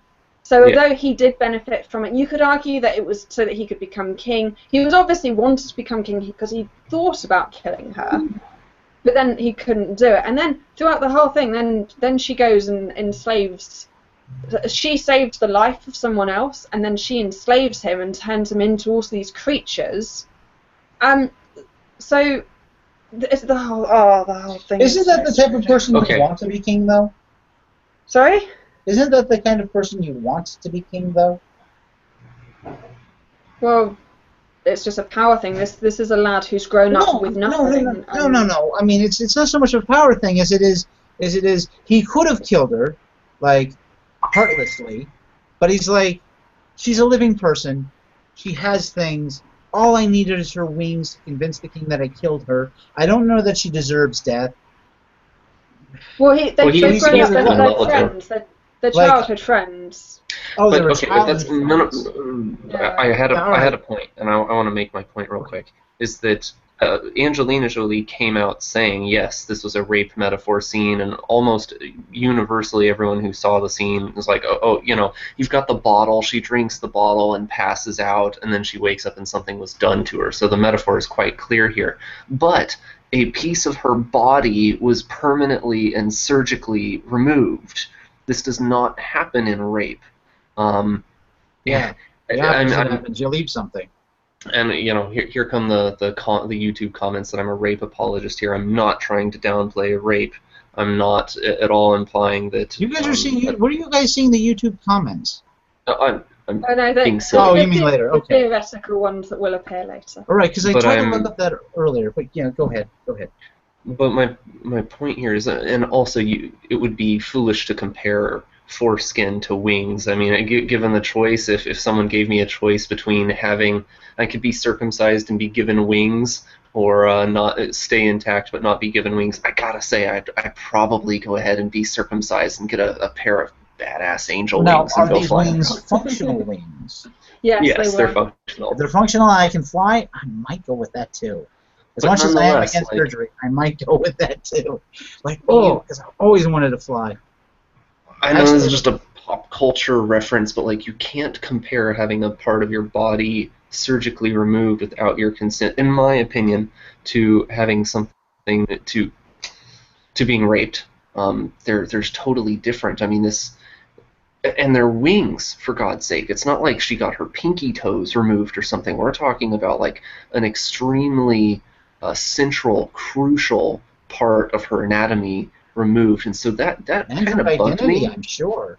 I think you can see the comparison in she's got no control of the situation. He's drugged her and she's woken up and something, and that lack of trust, and how can she trust anyone again, and the fear that she must have. So I think that you can make that comparison. Well, let me ask you this. Let me ask you this, Pike. Let me ask you this. How many people in the audience who watched that quote-unquote rape scene, how many of them laughed? Oh, I have no idea. I didn't see it in theaters.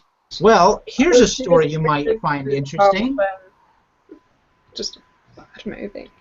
My point is just that if people are going to see it as a rape metaphor, they should also see it as a genital mutilation metaphor, because you're actually removing a part of the body, which does not generally happen in rape. And anything where you have no control over the situation, so like emergency surgery where they just knock you out and do something. So I think we were talking last time about a gentleman who went in for some surgery and came out with his penis removed. Yeah. Because they discovered cancer in it. Yeah, penile cancer. And it was pretty like throughout the whole penis. And you can go back and forth on that issue. I still ultimately think that the doctor made the right decision. And again, I'm usually the one on the opposite end of this discussion, but in this case, right, if you don't get cancer early enough, you're chopping off more and more body parts, or the person dies. So it's like, by the time they come back for the new surgery, like, there's all sorts of problems. But here, I want to cover this topic. A Southern California woman convicted of cutting off the penis of her then-husband and throwing it in a garbage disposal was given a life sentence Friday with the possibility of parole after 7 years, authorities said. Catherine Kiu, maybe, 50, of Garden Grove, California, and her husband were going through a divorce at the time of the July 2011 incident. The couple married in December 2009, but in May of 2011, the husband filed for divorce, which was granted in August 2011, according to Orange County court records. Kiana laced her husband's dinner with the sleep medication Ambien after they had an argument over a friend possibly staying with them at a later date. The Orange County District Attorney Office said in a statement Friday, when the husband went to sleep, Kiana tied his legs and arms to the four corners of the bed, and he woke up. She then pulled down his pants and severed his penis with a knife. She drugged him, tied him to the bed, and just as he woke up, she cuts off his penis. Kiana then threw the severed penis into the garbage disposal, turned it on, and then mutilated it. Prosecutors alleged Kiana then called 911 about her husband was bleeding, and he was taken to the hospital for emergency surgery, the authorities said. The victim's name has not been made public because he is a victim of spousal abuse, police said. The ex-husband, 60, described the trauma as an impact statement during Friday's sentencing, according to the statement by the prosecutor's office. The convicted person viciously deprived me of a part of my life and identity, the ex-husband told the court. Then, as is routine in cases of violence that involves something sexual, the victim must endure at the hands of the defense a second attack. This was a cruel and calculated violation of the person's body and mind. I now struggle with what is before me. She has torn off my identity as a man. She has caused doubt in my belief in good. She has betrayed my trust in people. On April 29th, the jury convicted Kiana of one felony count of torture, one felony count of aggravated mayhem, and sentencing enhancement for the personal use of a knife, prosecutors said. The Vietnam-born Kiana is also known as Quai Tran. Court papers said she and her ex-husband have no child, divorce papers said. During trial, Kiana's attorney said she suffered mental health issues, including depression. I'm sorry, that's no excuse. And the lawyer argued she shouldn't be found guilty. The prosecutor's office said. She purposely did this. Yes, she should be found guilty. Women should not be excused their actions.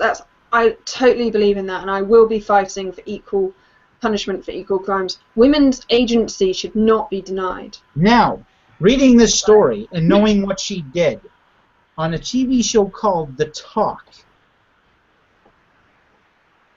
the Osborne, right? Right. So here's the cast. I do feel like we're getting quite a lot off topic. Well, it's not really, because this is kind of what Pike was going on, right? Now, they laughed at him, right, on The Talk. These women right here, they laughed, except for the one who played Darlene and Roseanne, right? She's the only one who said, if this was a woman, we'd be all upset. We wouldn't laugh at all.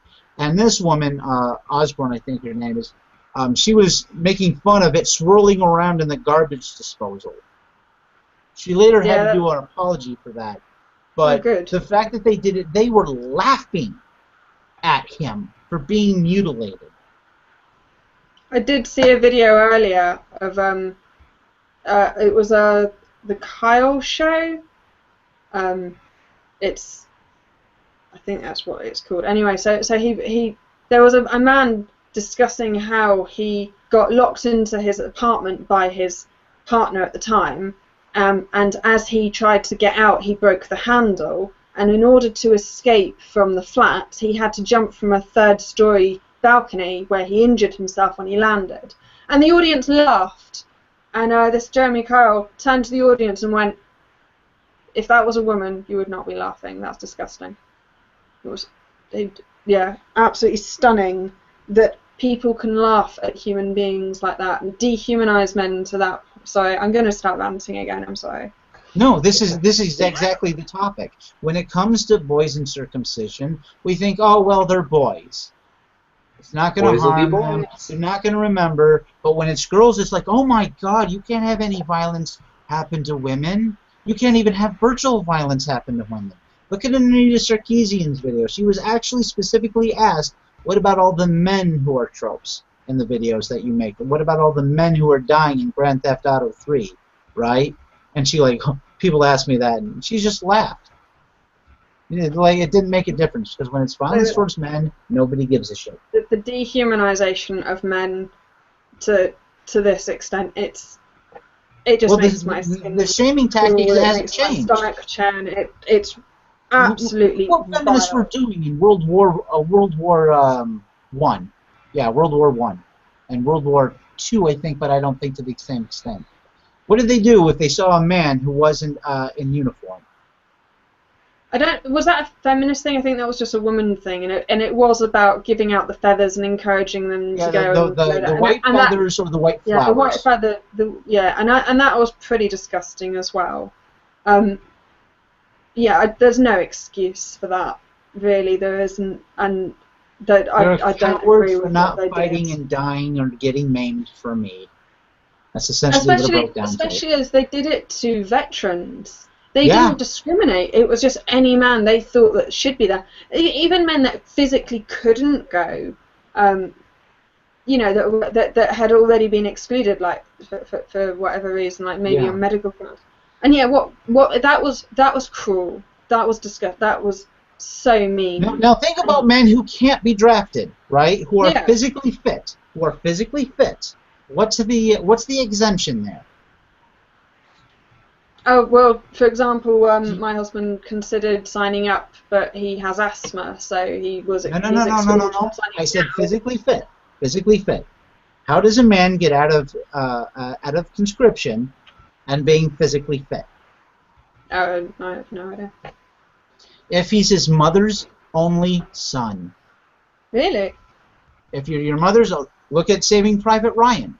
What I did discover, though, that in World War II, they conscripted women, unless they were married and unless they had kids and unless there were loads and loads of exceptions. Yeah. But they did conscript women in the UK, and I found that quite interesting. And I bet that the flowers weren't quite so prevalent when they did that. I bet you're right.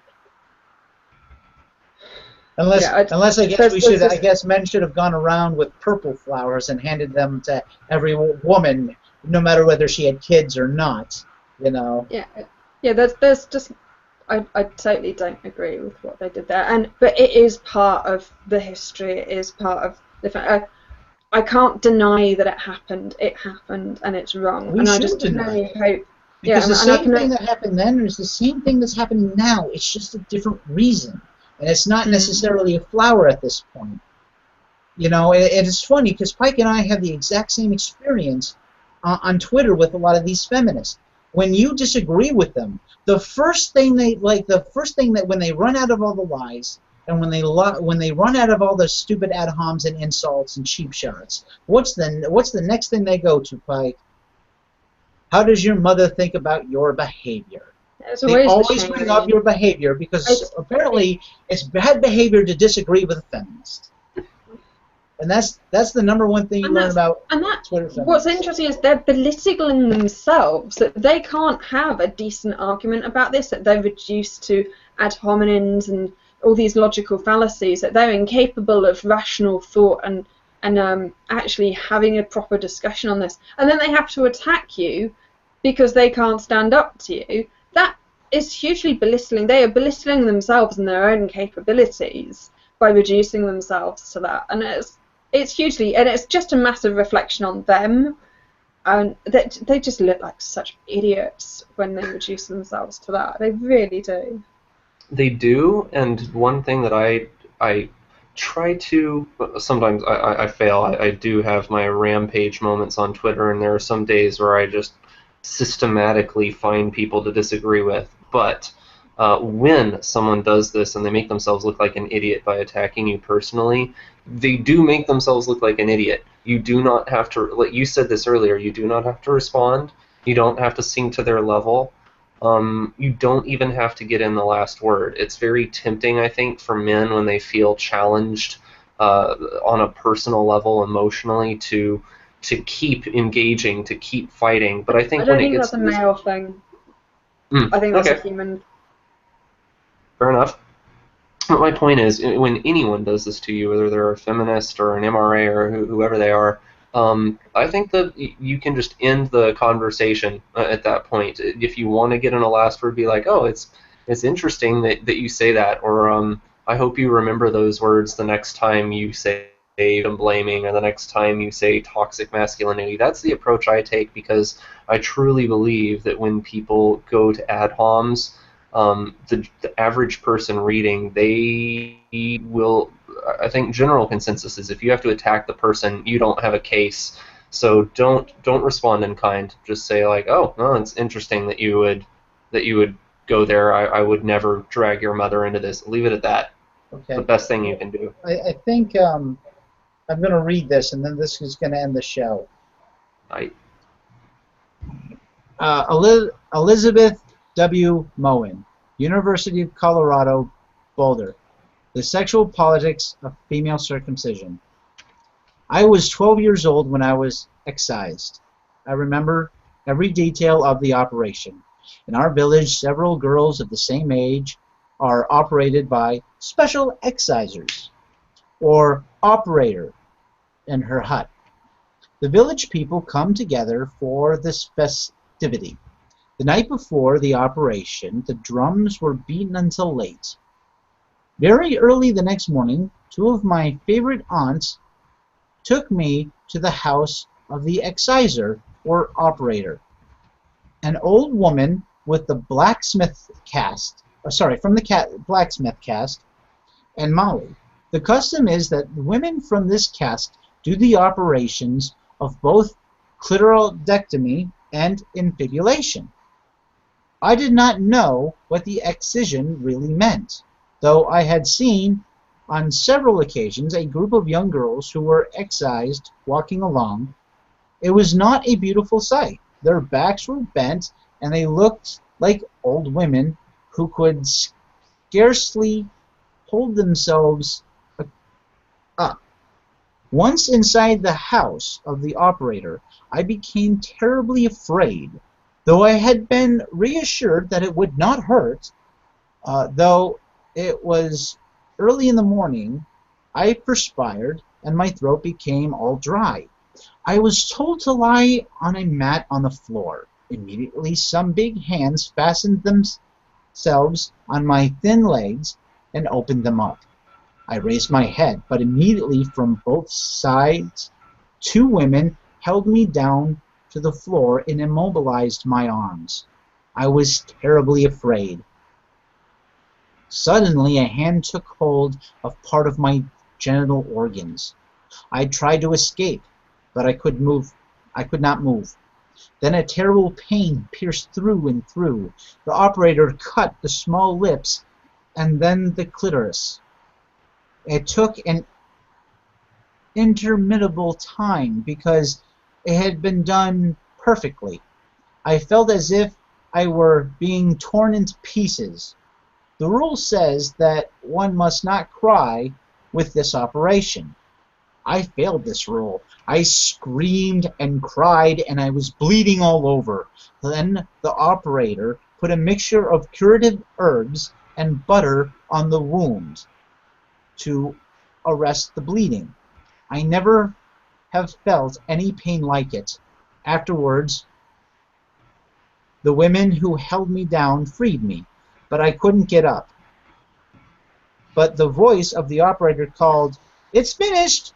You can get up." You see, it didn't hurt much. Sorry, I want to restate that. "It's finished. You can get up. You see, it didn't hurt much." That's what the voice of the operator said.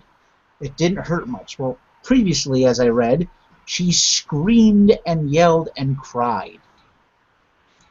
Okay, so getting back, with the help of the two women... She could have screamed and yelled and cried out of fear rather than... Well, she also said it was the most pain she's ever felt.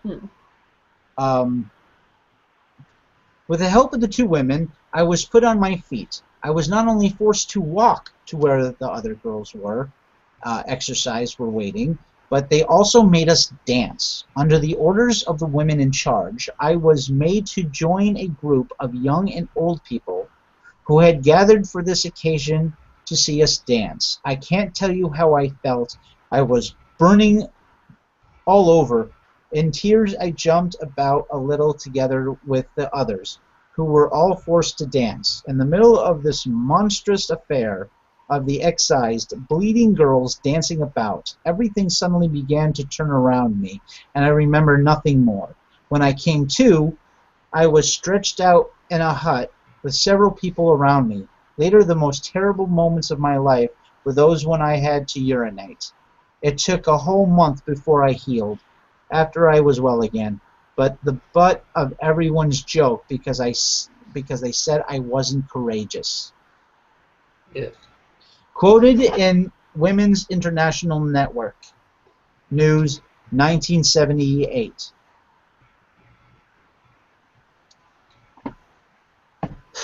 So yeah, that sounds like an extremely bad experience, and that's in contradiction or in clash or whatever with the anthropologist I read earlier who said that the girl, she got cut, she got up, she had her wedding, and it was all like fabulous for her.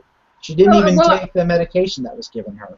I would imagine that it's different for every girl, and this one, there's obviously a certain amount of mental preparedness, and you know, like as she said, she compared it to childbirth. Well, for some women, that's like the worst experience, like ever. But for others, they just breeze through it. And yeah, even with those women, your endorphins. So yeah, it can be different for different women. Yeah. Also, even women who have had multiple children will say that, you know, one was real easy, one was real hard, one hurt like the most I've ever felt in my life, and then 5 minutes later, after it was done, you know, the pain was gone. You know, I went to work the next day or something along those lines. Every birth's going to be different. Every surgery's going to be different.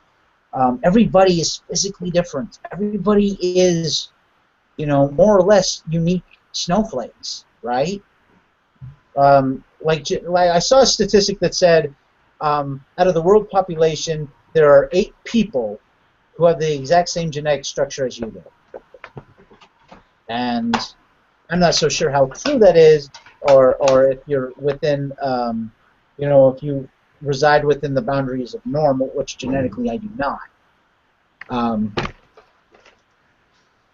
Especially since I have passed down genes that are considered anomalies, right? I have what's called extra bones. So I doubt that statistic is true for at least me. But that being said, that's the show, people. We've been running. This was originally supposed to be a 2-hour show. AJ never showed up. I guess that's a good thing, because otherwise we might be here for another hour or so. But I enjoyed this. I hope AJ this was did say.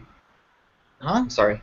AJ did say hi to me. He slept in, like he slept through his alarm. He woke up and said he's sorry he missed the show, but he does want to be here next week. Oh, and well, he was. I guess he missed the show by choice, because he could have jumped in at any time. He said he got up late, and then he had to run out for work. Oh, I gotcha. Yeah. Okay, that sucks. All right. But well, anyways. that happens sometimes. That might even happen with me. And so in the future, if there's a time where I can't be on, I don't think the show should not go on. I think the show should progress. So we'll see what we can do about that in the future. Also, like I said, I'm looking into various websites for the Bear Brigade having a website. We have a Patreon account, which will be down below. If there's anything else anyone has to say it now, because we are about to end. Follow me! See my website. Follow my campaigns. We're ramping up at the moment. We're going to be really starting to address some issues. So I really hope that I can get some people on board and start changing things and actually get some actual real equality between men and women that doesn't dismiss women's impacts and agency and actually treats women as adults. So that's my aim. Okay, so who is everyone and where can they be found? Blaise Wilson on the Egalitarian Feminism website, egafeminist.blogspot.co.uk. Link should be below. Yep, I post that stuff in the below, but just, you know. And Pike, you. Pike, my Twitter handle is at jdefiant9, JDEFIANT9. I have a YouTube account, but I haven't uploaded many videos yet. I'm in the middle of editing my second video, which is like an hour-long, very thorough analysis of the radicalization of mainstream feminism. And I hope to be putting up more videos of self-empowering things you can do to improve your cognition, your body, kind of shift the tone away from this who has it worse and get kind of more in a direction of how can we improve your condition regardless of who you are. And I am Kaarn3333. This is my YouTube and Twitter account name. I also plan on uploading videos with Pike on how to speak Chinese, how to read Chinese, how to study Chinese, and stuff like that. So see you all in the future. See you in the comment section.